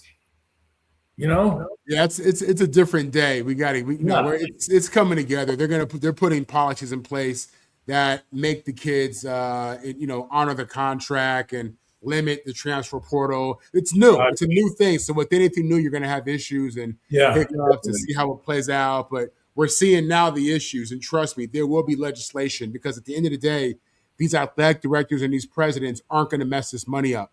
They want to keep putting that money in, and they're completely fine giving the players their 20%, and it'll be business as usual. But they're getting it ironed out. And I agree with you regarding Prime and his impact. It's definitely gone beyond it's definitely on the field financially, but off the field as well. This has been a positive situation for the University of Colorado, regardless of what people say. 100%. We all the old guys. Yep. Yeah. We agree 100%. Yeah. He helps. You know what? Thing is, anyone can play football, and anyone can teach football, coach football. You know what? You got guys you can mold at that age still. You know what I mean? You can teach them. Some of them may not have been taught character growing up. I was, but I mean, some of them haven't. Yeah. And you know what? And he's teaching guys a lot more than just football. Hey, listen, we all know, me, you, Ben, and Steve's a football fan. He knows football has saved many, many, many kids' lives. Many, many kids. I'm talking about kids who just played, Pop One or high school. You know what I'm saying? Forget college or pro. Football and the impact of a football coach and leadership and team and discipline that has saved a lot of kids. A lot of kids. If we got a couple more minutes, I'll tell you a great story on that. So when I was at Colorado, we had a defensive lineman that came in a year ahead of me by the name of Reuben Vaughn. Okay. We played for Coach Mallory first. My senior year was a year they brought in Chuck Fairbanks, that whole fiasco, just ran the program into dirt. So we had a defensive tackle by the name of Reuben Vaughn. He and I are the defensive tackles. Mallory, he grew up in Watts. Okay. Mallory, we had to sit down with Mallory once years later. And I was going, because Rube was just out of control when he was at CU and, coming in to a very white Boulder, coming from Watts, you know what I mean? Trying to mesh with all that stuff. He has turned into the most beautiful, loving guy, family man. He'll send me daily. I'll get a little thing like a bird flying. People may think this is stupid. Hey, Vish, just thinking of you, wishing you love today, brother. Coach Mallory told me when they went to recruit him in Watts, he played at Jordan High School. They get this address. He and one of the other coaches. They drive up to a burnout apartment complex with a chain on the front door. This is the address for Reuben Vaughn. He says they knocked, and this is Coach Mallory telling me this probably at one of our Orange Bowl reunions, probably 20 years ago. He says they knocked on the door. Someone pushes the door half open. What the hell do you want? Coach says, we're here. We want to talk to Reuben Vaughn. What do you want him for? The guy goes, he's around the back. So Coach said they walked around burnout cars, back of the apartment complex. Here is a plywood shack Reuben built for himself. He lived on his own his last 3 years of high school. A plywood shack. Coach said when they knocked on the door and stepped in, he said it was immaculate. The few things he had, he said there was a pipe with his 3 shirts hanging. He had an extra pair of shoes. I mean, immaculate. That guy took care of himself. He, like I said, he has turned in. He worked his way through. He signed with the. Actually, he was actually drafted by the Niners the year before I got there, in the 5th round. And so when I come in, they're all going, "Yo, man, hey, are you Repo Rube's homie?" And I go, "Repo Rube." Well, he just didn't have any. So before he got drafted, he bought a Cadillac, a bunch of bling, thinking he's going real high, 5th round pick. So he gets his car repossessed during practice one day, right? And so they nicknamed him. And I mean, but then he ended up getting married and beautiful kids, and he's been a trainer for years, and just a beautiful soul. When we see each other, we go back to those to the reunions and stuff. I mean, he is a highlight, So football, he says, he goes, I would have been dead a year after high school. He goes, had Mallory not gotten me out of there. Right. It has saved a lot of lives. And you know what? It's a great game. The money has has tarnished a lot of it, but the brotherhood is the name of the game. And the fact that you got to set goals and bust your butt to get somewhere, whether a team or an individual. Right. As an alum of the school, you have quite a few players who have not yet made the Colorado Buffalo Hall of Fame or Ring of Honor, but Shedeur Sanders has. What are your thoughts on that? Is Brock in it? No, we played with a bunch of guys who are All-Americans that aren't in there. We play. Okay, I roomed with Stan Brock my sophomore year. Mm-hmm. All-American, 12th overall pick. Played 12 years with the Saints. Another 3 with. Played 15 years. Okay, he's not in it. His brother Pete. So get this. So Pete was an All-American the year before we got there. Same thing. 12th overall pick in '76. He played 12 years, I think, with the Patriots. In the Ring of Honor, the Patriots. Yeah. He's in the Ring of Honor. That's with the Patriots. And get this, May 1st, a bunch of us are flying back to Boulder. Pete Brock is graduating at age 72. And a bunch of us were going back to support him. I mean, but he's not in the Ring of Honor. Yeah, okay. I mean, come on, man. These are quality people. Right. Stan Brock went on and coached at Army. He's done a bunch of stuff. So, I don't know what it takes to get in there, but I told Stan he can have my spot. I'll tell you what, George, man. I took a recruiting trip to Colorado when Rick Neuheisel was hired as the head coach. I went out there. It was beautiful. I had a hard time. Beautiful, man. I ain't gonna lie. It was beautiful. This is a time in the mid-'90s when a lot of California kids were going to Colorado. Yeah. It was a big thing. And, went on my recruiting trip, had the time of my life. This is back in the 90s when they was doing it right on them trips. I was trying I was trying to be Johnny Be Good, and they did their best to help me get there. And, But, man, CU is beautiful. Great campus and just the scene. If you haven't been out there, the Flatirons right there, right off the stadium, the mountains. Yeah, it was nice, man. And I'm an avid hunter, outdoorsman, fisherman, and all that. And so I was going to major in oceanography, being a biologist and playing the NFL. That was my dream. And the time I was a little kid, I wanted to be the next Jacques Cousteau. So I took recruiting trips to University of Washington, great school of oceanography, University of Hawaii, great school of oceanography. When I signed to Colorado, the first words out of my old man's mouth were, the hell kind of school of oceanography they have? And I actually majored in fisheries biology there. But wherever I went, my number one priority was I wanted to hunt and fish. I wanted cold weather because growing up in Stockton, 112, 114 degrees during the summer, we had no air conditioning in our home. And my two brothers and I lived in a one-car garage that my dad converted into a bedroom, and they didn't insulate it.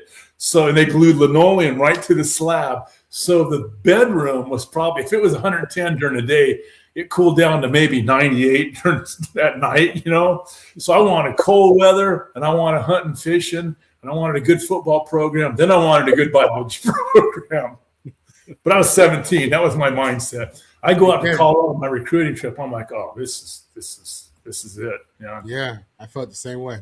Yeah. Well, as we get ready to wrap this one up, one more for Ben, one more for Marvin, and we'll let you enjoy the rest of your morning, my friend.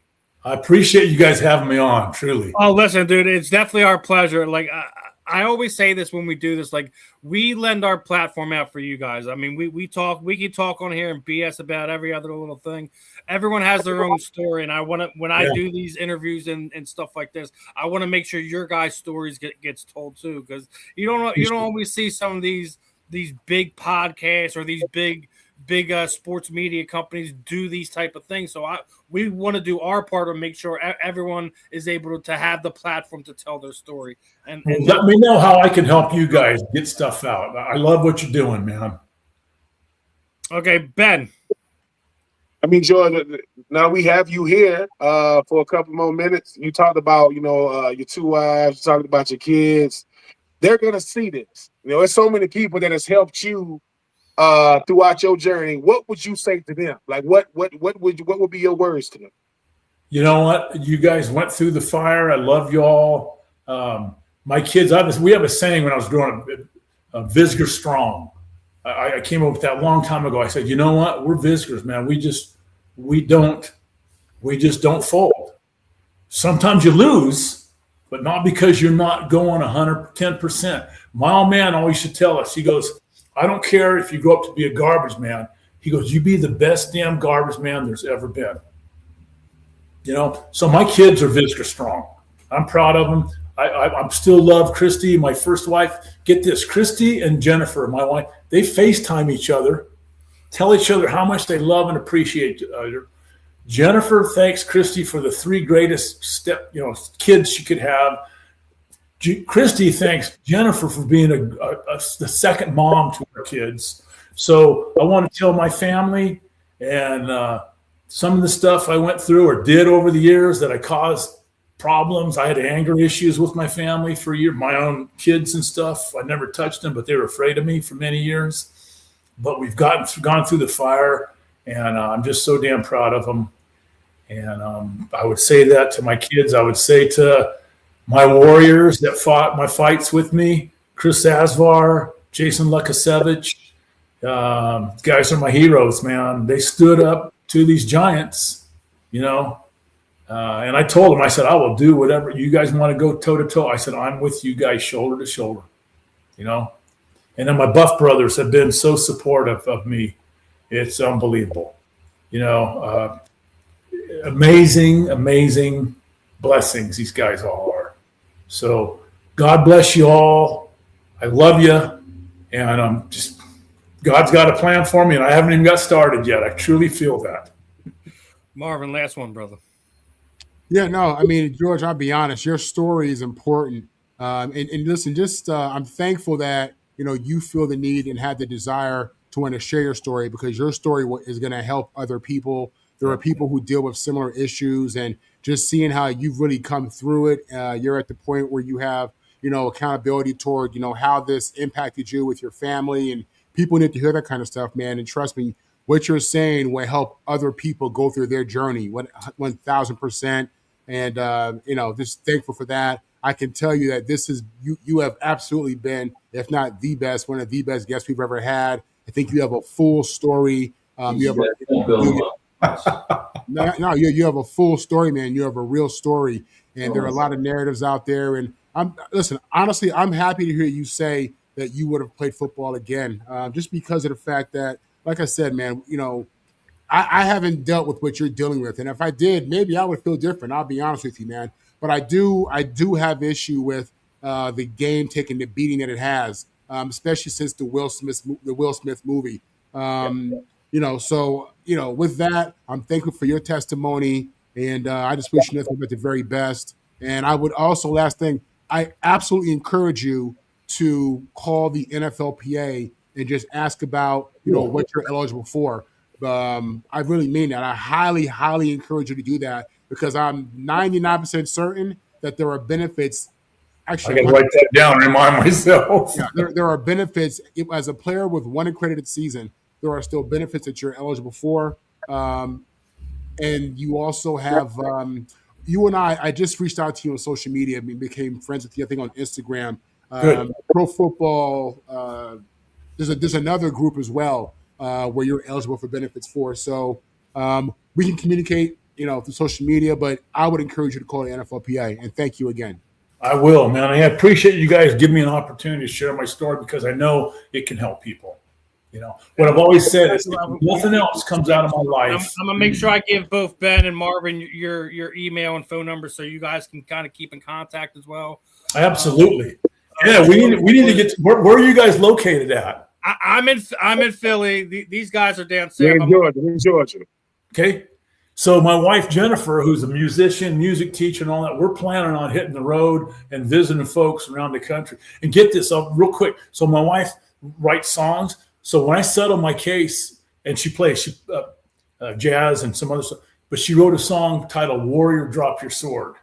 Because for years I was always going, man, I'm sick of fighting. I want to drop my sword. And it has a quote in there from my hero, my 94-year-old mom, who passed holding my hand. It's the most beautiful song about my battle. And she sings this thing and recorded it. It's awesome. So I want to get a plug in. Jennifer Lee Sevison. You can go online, get some of her music. Amazing. Any final words before we let you go, George? No, God bless you guys. You know what? Thank you. It was definitely our pleasure. We definitely encourage anyone who hasn't reached out to try to grab a book, and anyone that this gets to and can help inspire, or anything of that nature. We hope it meant something. Glad that you enjoyed your time today, George. I'll definitely once this comes out, I'll share with you the clips and stuff like that and tag you and all that. We'll spread it all over. Hey, and one last thing: if you guys have anyone struggling with brain injury stuff, have them text me. This is what I do. I work with folks. I can get them lined out on non-pharmaceutical stuff that has helped me. So if you have anyone struggling, ball players, military vets, car accident victims, whatever, we love them all. We'll help them all. So great message. Great time with you today, George. We'll be in touch, my friend. You enjoy. I appreciate it. Thank you. Yeah, we're going to all stay in touch. This is good. Oh, absolutely. Absolutely. You have a good one, my friend. You too. Thanks, guys. All right, everyone. That was George Visger. That was way more longer than I thought it was, but it was definitely worth the time letting George tell his story. It was very unique, and it was one of the reasons why I wanted to bring George on, is to share that with everyone. You guys being former players and everything like that. Marvin, you're involved with the PI. I felt like there's something that you guys could have connected with and shared with, and hopefully we get to see a lot more George in the coming months, whatever, to help him get his book out, all that fun stuff. But your guys' overall thoughts on it, then I'm going to kind of trying to go through a handful of topics. You go ahead, Marv. Yeah, I mean, again, toward the end, I told him I thought he had a great story. And even with his memory issues, I thought he did a great job just putting together and giving us a picture as to what he's dealing with. I thought he was an outstanding guest. I think this really is like Ben said, a series. I said movie, and I look forward to connecting with him off camera. And it was good. It was real good. What about you, Ben? Yeah, I agree. I mean, George is one of those type of people that, it shows why, once a player, always a player. Once a football player, always a football player. As far as your mentality, and like he said, man, I mean, he don't know how to quit. I mean, he got a great support system. I mean, great kids, great former teammates helping him. I'm looking forward to seeing him out there. Look, you get this man an opportunity to go to what he's overcome. The least we can do for him is make sure we push everything he's doing, because this man is an overcomer times 20. So yeah, I will be rooting for him, we'll be watching him, and obviously we'll be supporting him. Absolutely, book whatever comes. Obviously we're going to do what we always do here on the Fan in the End South Florida Tribune, and support what George is doing, what he's involving himself in, however we can involve ourselves in it. But they got one for you, for you, Marvin. I seen some reports coming out this week. Obviously, the Buffalo Bills are having their new stadium built, and there's been some reports that the Buffalo Bills front office do not want to put O.J. Simpson's name in the Ring of Honor. I have an issue with this. I know, and I'm pretty sure Marvin will too. OJ is arguably one of the best running back talents that during his time. I think during that era, I think he was the best. And then people want to continue to try to ruin that aspect of it about what happened after his playing career. If that's the case, then we got to remove a lot of people from the annals of history, because that not everyone went down the straight and narrow path at all points in time in their lives and careers, etc. Do you think the Buffalo Bills are taking this a little too far, trying to omit OJ from their new Ring of Honor in the new stadium? Yeah, so in the day and age where we have the President of the United States, we have NFL owners, we have other heads of state listed on an Epstein pedophile list, and it's all good and nothing has happened, I think we can forget OJ. I think we can forgive OJ, who was acquitted of a very serious crime, and now we're talking about judging him based off public opinion. This guy was the face of the league. He's, if not the greatest, one of the greatest players in the history of the league, not just at the position. Okay, it is the Buffalo Bills are a organization. They're like the Oregon Ducks. They have no championships. They're not really relevant when you want to talk about the history of greatness in the NFL. They've had great players, no doubt about it, but OJ is the best of them all. He's the greatest player in the history of the organization, period. All right. And he's probably the best running back in the history of New York pro sports. That's not even a question. So I think it's silly for the Bills to omit him, considering that he was not guilty of the crime that we all know he was alleged to have committed. Considering his impact to that city, he made Buffalo a relevant city in the 70s just with his play. It just hurts them. It hurts them. I think there are people who look at him and see a great player. I do. And if you want to, listen, as time goes on, we're finding more and more information about a lot of these owners, people, how they live their lives, and a lot of them people, I ain't gonna say that, but yeah, I think it's silly. I think it's unfortunate. That's my thoughts. Ben. Ridiculous to the highest degree. When you start letting public perception dictate, we're talking about contributions to this organization, right? Yeah, you want to talk about the Buffalo Bills and Thurman Thomas. Thurman Thomas ain't better than Juice, right? Now, I mean, when you get to talk about some really, really good Buffalo Bills players, the players that's in the Ring of Honor, they should say something. The Jim Kellys of the world, right? They should say something. They should say, hey, if you're not gonna put his name in, take my name down. What are we doing? So let me get this straight. My personal life is dictating what I did on the field. That's what we're doing now. Because if we're gonna start doing that, a lot of names gonna come down. A lot of names ain't gonna go up. Buffalo, you're doing yourself a disservice. Because here's the thing. Because his public perception in the world, in just the regular world, coincided with his perception as an athlete, people couldn't separate it. The whole world called him Jews, even if they didn't watch him play football.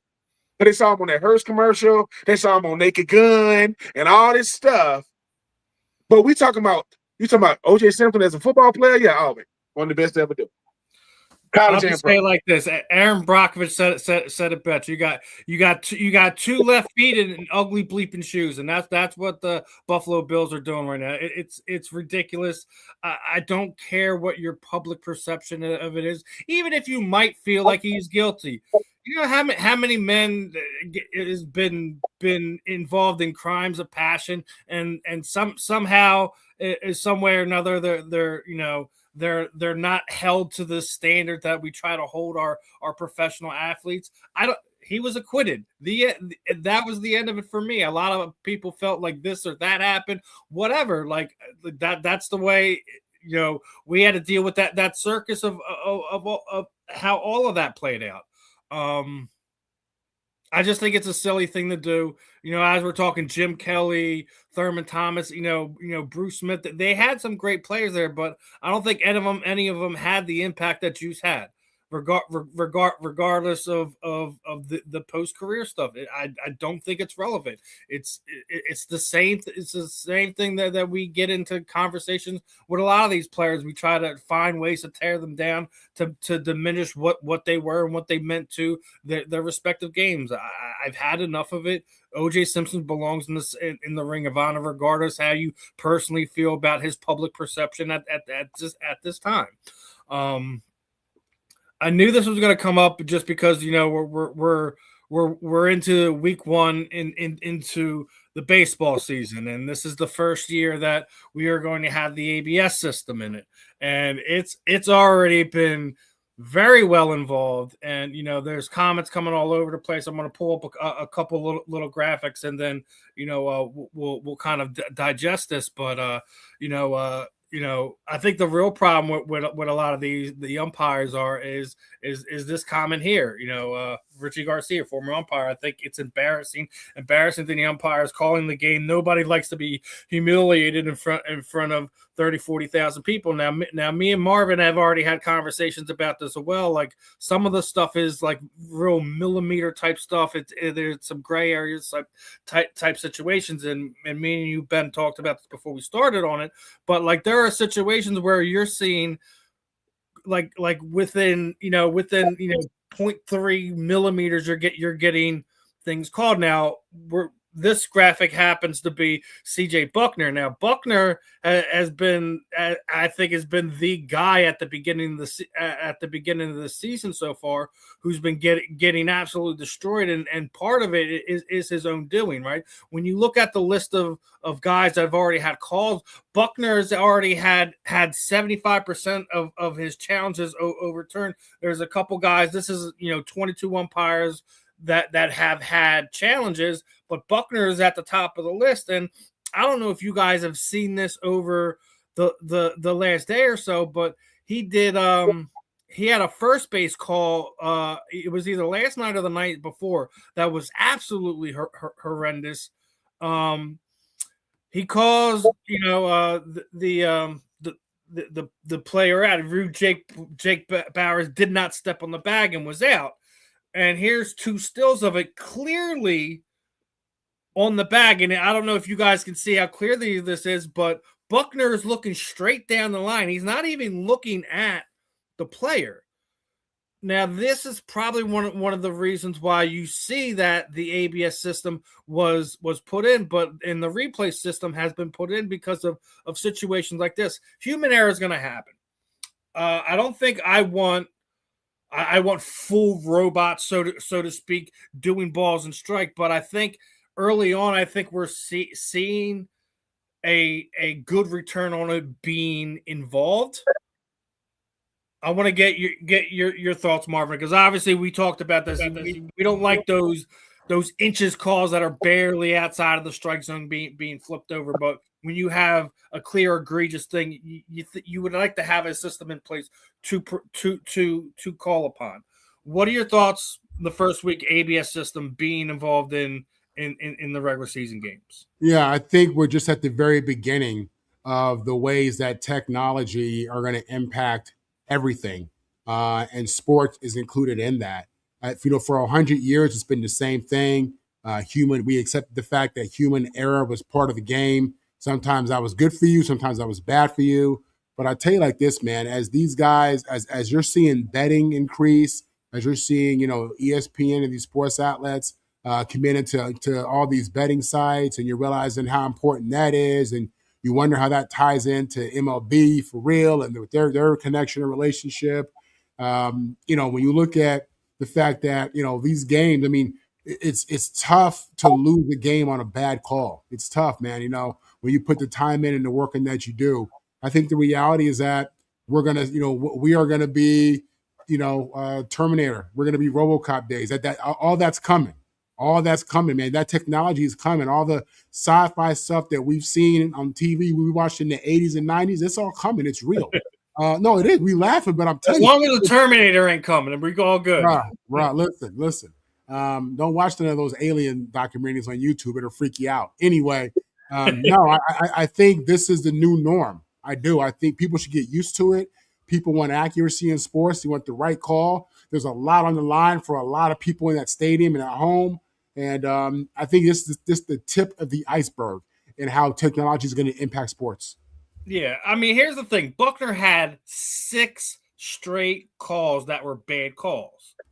6 straight in that one game. Obviously, I think he had I think there was 2 more and only one of them was right. So that's why he was at that 75% of his calls have been overturned when challenged. So Ben, you think that this is as Marvin says, it's just the beginning. We're going to see this kind of thing happening more and more, not just in baseball, but in other sports as well.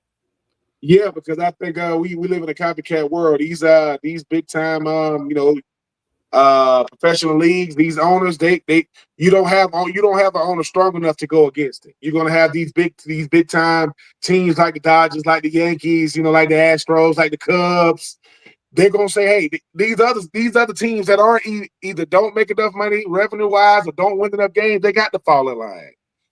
But I don't like but using words like embarrassing and humiliating, that's subjective. If you don't want to be humiliated embarrassed, get the call right. Because if you're getting more of the calls right and you keep going to the system and the system is validating you, they will get rid of the system.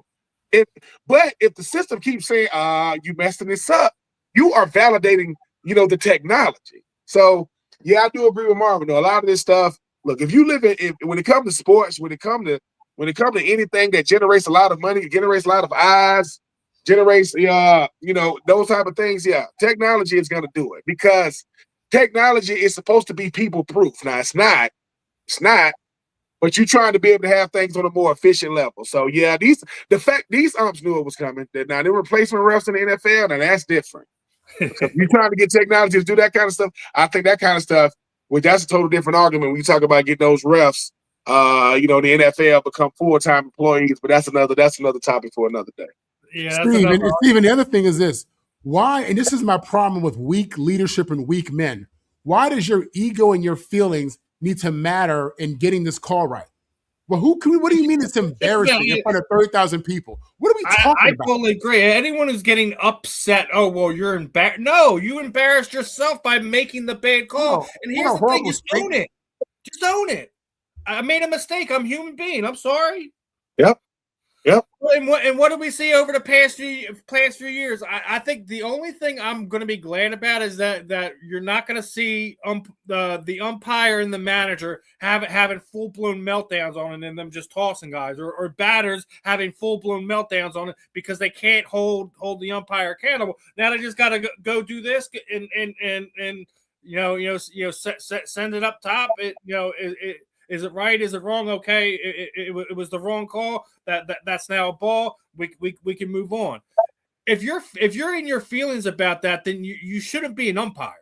You shouldn't be a referee. You shouldn't be involved in that. You should just own the situation. I made a good call. I made a bad call. I need to be better at this. I need to be better at that. If you're sitting there worried about being embarrassed in front of 30, 40, find another profession. Find another profession, dude. That's all I can really sit there and say about that. I know we're going to wind up getting into these umpires and referee and the referees in the NFL in the coming weeks, but with the ABS system involved here, are we going to see someone like the NBA kind of try to adopt a system like this for players to challenge calls, players flopping, not having travels called, this happening, that happened. Do you think the NBA is going to follow suit? So Ben already said we're in a copycat league. Do you see this moving over to other sports as well? Me? Oh, I know it is. Yeah, let's start with Marvin. Go ahead, Marvin. Yeah, again, basketball is a different sport. So you would have, in baseball, you can think of obvious scenarios where technology can help. In football, you can think of, obvious scenarios where technology can help. Basketball is a fluid game, a little bit different. I think technology can help in basketball, maybe to a different degree, but it's coming, period. I mean, technology, people, fans, bettors, teams, like, they want to get these calls right. These calls are everything. It's just, think about the Tom Brady, game against against the Raiders, in the snow, in the playoffs. Think about the Russell Wilson play in the end zone. He threw the deep ball in the end zone, and was it a catch? Was it an interception? There are, so you can think of scenarios where it makes sense. I think it impacts sports differently, but with so much money on the line, they want to get these calls right, and I get it. So that day is coming. Basketball as well. I think it is coming. I think probably NBA will probably be the last ones because there's too many moving parts with it, and like you're saying, there's not obvious situations where it can help. But I do think it's one of those things that's inevitable. And as we're talking about basketball, let's mention the fact that the expansion has been approved. Seattle will be getting their franchise back, and I hope they're allowed to bring the Supersonics back and get that. I don't think that's going to be a real thing. I think there's too much red tape to happen around it. But now it's official. Las Vegas is going to have all four major sports. We go back 20, 25 years. Did we ever think that was going to be a possibility that Las Vegas was going to have baseball, basketball, hockey, and football? Start off with Ben on this one. I would say yes, only because that's the betting capital of the world. And when you think about that, these cities saying to themselves, "Look, I don't got to be a good team to be a betting team. A lot of these teams are not good in professional sports. They're just there. I mean, I can name two with the Falcons, the Hawks, you know what I'm saying? So it's just, yes, Vegas is saying we're just late to the party, right? It starts with, let's get these Raiders over here. Now we fit to get a basketball team. And don't think that they're already not thinking about having multiple owners, right? You're going to have the majority owner, but a lot of minority owners, when you're talking about, look, I mean, my team is in Vegas already. You already got to go to Vegas or whatever that's where the money's going as far as like betting. But yeah, I'm not surprised. I do hope the Seattle Seahawks, Superstars do come back, camp and Deadly Shrimp and what I'm saying, the club. But yeah, I like these. Listen, expanding two expansion teams. We can talk about basketball. You talk about we about to have professional. We talk about professional flag football teams, both men and women. Look. People want to get in on this sports thing, man. It's a way to make money for a long time because you got revenue shares, and the better your team get, the more you can, market them. But hey, yeah, I saw it being in Vegas and coming back to Seattle was a no-brainer. Marvin, your thoughts on the NBA expansions? Yeah, all right, more money. That's just what this is, that they just flexing their muscles, letting you know that they're increasing their market share. They're doing a phenomenal job in branding. This is not, the NBA is not about, they don't care about basketball. They care about making money, and they do it through basketball. This is how can we increase our market share? How can we increase our value? How can we make our owners even richer? How can we, that's all, these are the only things that really matter. Going to Vegas is genius, I think. Bringing back Seattle, which is definitely a sports town, is genius. It's intelligent. So, it doesn't surprise me. Basketball isn't really my main sport, but I follow it at a certain point, really more as we get into the playoffs and what March Madness has done and kind of get into the NBA, to be honest with you. But yeah, I think it's a great move, and I look forward. I hate the fact that my man LeBron ain't gonna get that Vegas squad. I know he was petitioning for it. He was talking about being the owner in Vegas, and I wanted to see it happen. I wanted it to be him, but he got $100 million over there invested in Liverpool. He's doing his thing, man. Yeah, he's straight. He's a billionaire right now. For a reason. Crazy. For a reason. Ben, we're gonna be there too. Don't worry. No stress. Listen. I'm gonna do a lot of things. Stress ain't one of them. So listen, I'm looking forward to being on that. Listen, that way we in the room saying y'all keep talking. We just in the back. We represent the Common Sense Coalition. Ben, and we own this. I'm pure American. I'm in it for the money. You know what I'm saying? I love this. Don't get me wrong. I love the game. I want to impact people, man. I'm in it for the money. I'm happy for the NBA. I want to see what it looks like. Yeah, it's going to be fun. I really do hope the Seattle Supersonics will be back. That's kind of my main goal. So obviously, Seattle's now going to be back to being a 4-for-4 city, and they haven't ever been because they didn't have hockey for the longest time. So looking forward to that. Looking forward to Vegas again growing exponentially is insane. It really is. So looking forward to all of it. As we're at the end of this one today. Obviously, I think this was one of our more insightful interviews that we've ever done here on the Fan in the End. When we get off of here, like I said, guys, I'll send you over George's information so we all can kind of keep. He's already sent me a text already telling me how great of a time he had. So, any final thoughts? Anything you guys got going on you want to share? Start this one off with Marvin. Yeah. Final things I want to share. Listen, you can catch me on social media, y'all. Marvin Powell III, Marvin on the mic. You can catch me here every Wednesday, and just enjoying the show. Looking to see what these girls do in the NCAA tournament. I think South Carolina is the real deal. After they done blew up my Trojans by about 4 to something, I think Dawn Staley is not being talked about enough as just an elite coach, period, regardless of level or sport. Highly impressed with what she has going on. And with that said, I'm also putting my money on them, Michigan Wolverines, to finish that thing out as well.